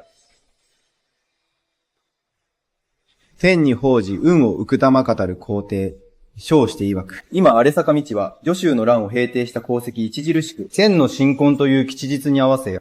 特に荒中道を巨匠へ召し出す。共に祝賀せよ。浮く乱でこれを受けよ。陛下が私を、都へ召喚されたというのか。当主、陛下がお呼びなのは、貴殿だけではありません。現将ら地方にいる臣下たちにも、次々とそう下されました。陛下は、他に何か追っていたか。弊社は宗ジェ将の娘と婚礼を挙げ、再び帝位を掌握されました。故に天下の軍神を特別に招き、この政治を共に祝わんとのことです。曹操が娘を嫁なせた件は知っている。だが、再び帝位を掌握とはな。主公、これほどの政治、もし参じなければ、天下の物笑いになりかねませんぞ。無論、行くつもりだ。由緒が、四条長を頼んだぞ。主公、ご安心ください。この玄徳、死をとして必ずや助手を死守いたします。主公、執行より報告です。荒坂道がそう排除しました。数日中には巨匠に到着します。よかろう。総評を片付ければ。反対だとでも思ったか。ほどいいよ。あとは任せたぞ。正中道だけではない。袁紹たちも含め、参集したすべての諸侯を一人残らず始末しろ。ほどよい、承知いたしました。今回チェンが今日を参内させたのは、表向きの婚礼以外に、実のところ別の目的がある。やはりな。分かっていたさ。こいつの腹の内は一つ。曹操との対立だ。曹操を利する書など出すはずがない。今回、京や袁紹、袁筆、孫権ら、藩室に忠誠を誓う諸侯を都に呼んだのは、その方らの力を借りるためだ。婚礼の機に乗じて相続を打つためにな。相続を殺せば、配下どもは必ずや混乱に陥る。その時こそ、チェンは真に創生を掌握できるのだ。よくもまあそんなことを手を組んで曹操、始末だと夢でも見ているのかよ。弊社、その件ですが、そう簡単には参りますまい。容易でないことは承知している。だが、大官の社地のため、チェンは一か八かかけるしかないのだ。弊社、心得ました。では、すべて、弊社、少将が当主のご到着を聞き、お目通りを。陛下、これは。だし、少々気分が優れぬゆえ、あとは二人で話すがよい。弊社、兵士。宗師。おかわりないようで。宗師。本日はどのようなご用件でしょうか。運命とは皮肉なものですな。アレス殿。我らもしばらくゆっくり語り合う機会がありませんでしたな。ご冗談を。宗師がお望みなら、いつでもお供しますよ。さすがはエーデンドだ。しかし、二人きりでは今日をそぎます。特使を助手へ送り、マネス殿のご家族を皆お呼びしました。これこそ一家団らんというものでしょう。家族だと。踊る。急いで物を引き連れて戻れ。必ずや、奥方様の車列に追いつくのだ。主公、一体どうされたのですか？あの相続め。関係を巡らせ、一石二鳥を狙っておる。私を巨匠にとどまらせ、奥方を人質にするか。さもなくば、お前たちを引き離し、私の身辺から全ての護衛を奪う気だ。主公、計略を見抜かれたのなら、なぜ相続の術中からすぐに立ち去らないのですか？いけるものなら、言っておる。幼き陛下は、あまりに純真で、すでに相続に操られておられる。革命が下ったことは、天下に知れ渡っている。今ここで立ち去れば、私は逆賊となってしまうのだ。そうなれば、曹操は、大義名分を得て、報道と討伐軍を送ってくるだろう。しかし私が不在では、誰が思考をお守りするのです。安心しろ。弊社が動かぬ限り、曹操も手出しはできまい。婚礼までまだ数日ある。急いで行って、戻ってこい。しばらくなら、私が時間を稼いでみせる。は。チェーンショー。案の定でございます。道持ちは、身辺の護衛をすべて遠ざけました。よし。護衛もおらず。奴に何ができるか見ものだな。直ちに場外で待ち伏せし、荒さ中道の護衛ども、皆殺しにせよ。来い。待て。直ちに唐突手に伝え、準備を整えさせよ。2日後の陛下の婚礼こそ、この曹操が天下の諸侯を総統するときだ。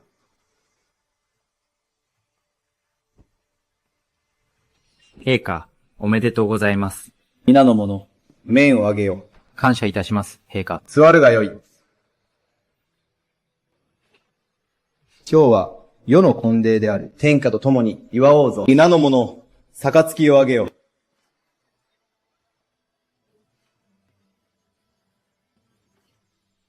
皆の者、世には一日ある。永金よ、世に代わって宣言せよ。てめえ、自ら死を招く気か。俺を連れて行く必要があるのか。俺はまだ、助手で力を蓄えていたいんだ。のんびり過ごしたいのにな。陛下はすでに成人されました。我が官庁のしきたりに従えば、領主は権限を返上し、税を帝にお返しすべきです。アレス殿、官庁のしきたりに従うならば、確かにこの私は、体験を返すべきだろう。だが、時勢というものが国内が安泰であれば、私が権力を返上するのも当然のこと。だが今は天下に諸侯が割拠し、紛争が絶えぬ時、今この私が権力を手放せ、官庁は必ずや滅びるでしょう。陛下、官庁の滅亡をお望みなのですか？ただめを言うな、この賊が。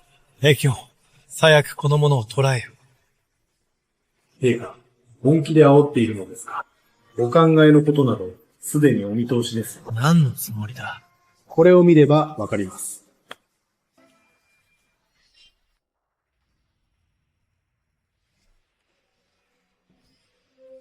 私は誠意を持って陛下に仕え、娘を嫁がせもした。それなのに陛下は外の者と結託し、私を害そうとされるとは、一体どういうおつもりか。宗作、貴様、何をするつもりだ？永金、助けてくれ！助けるわけないだろ。袁紹たちが皆殺されたのを見てないのか？俺だって、自分の身を守るのが精一杯だ。あんたまで救えるかよ。陛下、いっそ今ここで皇位を譲られて。やめろ！弊社が崩御された。うわ、マジかよ。だが、これはチャンスだ。そうそう。貴様が兵家を死に追いやったんだな。今更何を言っても無駄だ。アレス殿。我々は義兄弟ではないか。自害しろ。笑わせるな。君主も親も持たぬ逆賊が。あろうことか陛下を殺めるとは。よくもまあ、兄弟などと口にできたものだ。決着をつけよう。たとえ自害するにしても、それはお前のようなやつ。ならばこの曹操を恨むなよ。者ども、自愛。こいつを捕らえよ。抵抗せば切り捨てて構わん。待て。お前たちのことはよくわかっている。いいな。曹操の腹心なのだろう。だが、自分たちの将来を考えたことはあるか？曹操は今日、陛下を死に追いやった天下の者が黙っているはずがなく、一斉に攻め寄せるだろう。お前たちは、こいつと運命を共にするつもりか？そうなのか。言わせてもらおう。アレス殿はどんな時でも大将の風格を失わないな。そんな口先だけでどうにかなると思っているのか。時間を計算してみろ。そろそろ貴殿の家族を捕らえた頃だろう。それでも最後まで私に抗うつもりか。そうそう。兄弟として一言、送らせてもらう。いえ。お袋さんは元気か？いくらでも罵るがいい。ことここに至っては。唯一の勝者は、この曹操だ。のなしたつもりはない。本心だ。どういう意味だ？どういう意味だ？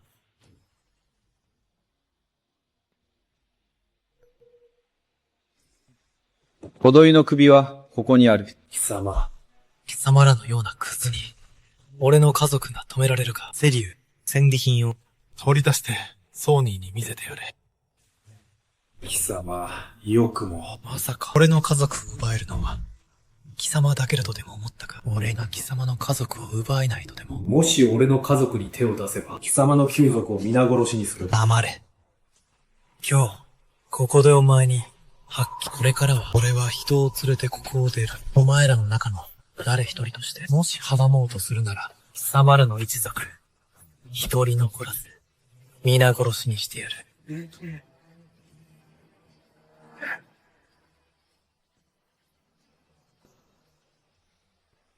主公。曹操は大逆不動にも兵舎を中殺しました。さらに今は天下に布告し、主公の仕業だと触れ回っています。現在の局面は主公にとって極めて不利です。確かに不利だな。主公。あの場には多くの者がいたはずです。古流。彼らを探せ。彼らに証言をさせるのです。無駄だ、連中は。曹操の腹心か。さもなけだ。すでに曹操に捕らえられているだろう。証明したところで何になれ。構わん。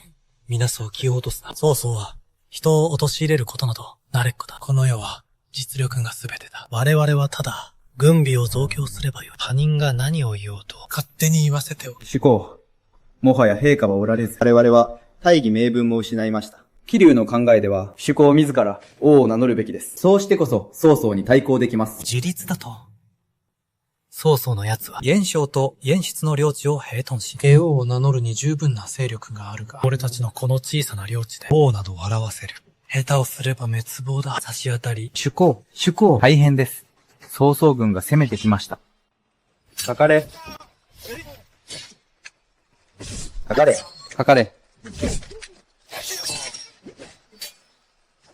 旦那様、曹操が30万の大軍で攻めてきました。防ぎきれるのでしょうか？旦那様、配下の劉備、関羽、張飛の3兄弟は、兵力はわずか5万。いかに盛況とはいえ、多勢に無勢では。案ずるな。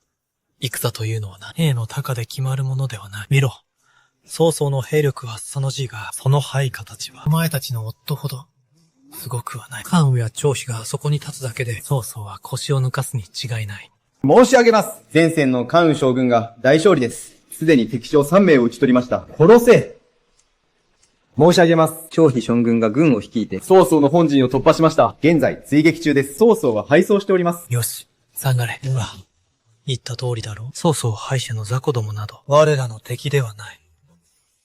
さて、お前たちも戻って休んでいるがいい。おそらく間もなく、曹操は撤退するはずだ。私はこれから、受験敗北いたしました。敗北だと。聞き間違いじゃないよな。コド、何を言っているんだ。さっき報告があったばかりだ。関羽が曹操の武将を討ち取り、張飛が本陣を攻めていると順調だったのに、なぜ負けるんだ。古流、一体どうなっているの？張飛は勝ったのではなかったのか。残りの兵馬はどれほどだ。主金、張飛将軍は敵の誘引策にはまり、配下の兵2万余りは全滅いたしました。張飛将軍お一人だけが深手を追って逃げ延びられました。現在前線の部隊は多くて3万人。3万で30万を相手に戦えるわけがないだろう。こうなれば死守して時間を稼ぐしかない。桐生、急いで前線へ行き、劉備に伝えろ。敵将、虎視で決して突破されるな。さもなければ。申し上げます。一大事です。劉備将軍が大敗し、諸兵が落城しました。城を脅されただと？劉備たちはどこだ？残存兵力はどれほどだ？存じ上げます。古代はこれだから困る。前線の状況がさっぱりわからんじゃないか。下がれ。今、この城内には、一体どれほどの兵が残っている？劉備将軍が受陣した際、大半の兵を連れて行きました。現在町内には5000ほどしか。たった5000の兵では、曹操の大軍は止められん。ひとまず逃げるか。ダメだ。今は逃げるわけにはいかない。今逃げ出せば、それこそ本当に終わりだ。旦那様、何をされているのですか？千戸寺、邪魔をしてはいけない。見せておきたいものがあって読んだのだ。ただ知っておいてほしい。私が今作っているこれらのことをお前たちも作り方を覚えてくれ。旦那様、一体何をするおつもりですか？これは曹操を打ち破り逆転勝利を収めるための切り札だ。劉備、関羽、張飛の3人は大敗し、5万の兵もほぼ壊滅し、今や3人の行方もわからん。そして今、我らには5000の兵しか残っていない。曹操を倒すにはこれらに頼るしかないのだ。どうだ。これを大切に持っておけ。旦那様、これは何ですか？これの製法と配合比率はすべてここに書き記した。この通りに作ればよい。いいか。作れるだけ作るのだ。数は多ければ多いほど良い。旦那様、どうされるおつもりですか？曹操の狙いは私だ。私が残り、奴を足止めせねばならん。お前たちの時間を稼ぐためにだ。いいえ、旦那様。もしあなたを置いていったら。案ずるな。いいか、必ず私の言った通りにするの。私は決して死にはしない。アレスノ殿、おかわりないようで、貴殿の知略には、この僧帽も感服している。だが圧倒的な戦力の前では、それも無価値だ。僧帽は二言を言わぬ。アレスノ殿が降伏するというなら、過去のことは一切不問に付そう。自分が勝ったとでも思っているのか。我が30万の総下軍が、すでに助手を包囲しているのだ。アレス殿、貴殿の手元には何人残っている？覚えているか？まさか、貴殿に我が軍を打ち破るほどの奇策でもあるというのか。アレス殿、貴殿は愚か者ではあるまい。今やこの曹操が趨勢を消し、これ以上無駄な抵抗を続けるなら、ご覧の斧も同然だぞ。男を並べて何になる？戦うか。さもなくば、失せろ。いいだろう。ならば、この曹操、自ら兵を率いて助手を攻め、城の者を皆殺しにする。皆殺しだ。皆殺しだ。それでも降伏せぬか、見ていよ。ならば、この相続め、どうやって皆殺しにするか、見ものだな。主公、曹操の猛攻が始まって3日になります。兵たちは中者を問わず戦い続け、もう限界です。もう3日か。主公、市内で戦える者は、もはや2000人もおりません。もしもの時は、飛竜に殿を学らせ、突破させましょう。ならぬ。ここまで耐え抜いたのだ。諦めるわけにはいかない。殿。言うな。もう決めたことだ。しかし兵たちがもう限界です。これ以上休ませなければ、おそらく今日にも。オディル、案ずるな。策はあれ。アレス殿、今更いじゃけづいたか。様子を見に来ただけ。貴様が死んだかどうかをな。お前のそういうところ、嫌いじゃないぞ。死に際まで強がるその様がな。方々抜かすな。本当に勝ったつもりか。当然だろう。バカめ。足元を見てみろ。打ち上げます。兵営が襲撃され、兵糧が焼かれました。なんだと。あざたな道め。貴様、ぶち殺してやる。殿。まさに神のごとき采配です。宋軍の兵糧はすべて灰となりました。軍心は乱れ切っております。これでは当面向上は無理でしょう。この飛型も一日稼ぐのが精一杯だ。宋軍は必ず排水の陣で挑んでくる。上級地を守り抜くのは困難かもしれん。旦那様、仰せの通りに、早くを埋め終えました。これで本当に旦那様を助け、宋軍を殲滅できるのですか？報告！城門が突破されました。宋軍がなだれ込んできます。殿。我らはわずか数百名。これでは支えきれません。来ないことこそ、恐れていたの。当然、無も姫。さあ、始めるとしよう。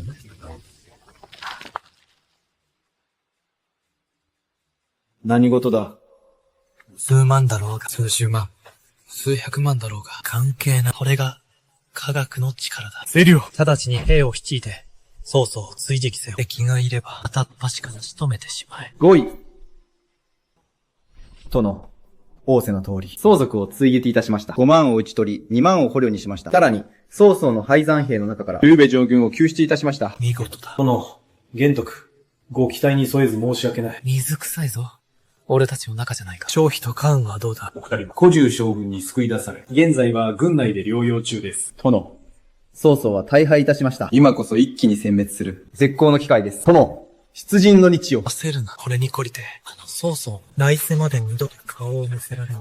今回の出兵でも、損害は大きかった。次はもっと、早くを量産してからにしよう。このども、今や助手は、我らの天下だ。輝かしい前途が、すぐそこで我らを待っている。旦那様、本当にすごいですわ。火薬なんてものを発明されるなんて。旦那様。これさえあれば、天下統一も、もはや時間の問題ですね。民たちも、もう戦乱に苦しまずに済みます。天下統一は、まだ先の話だ。だが今の俺はな、二人の美女と、戯れたいだけなのさ。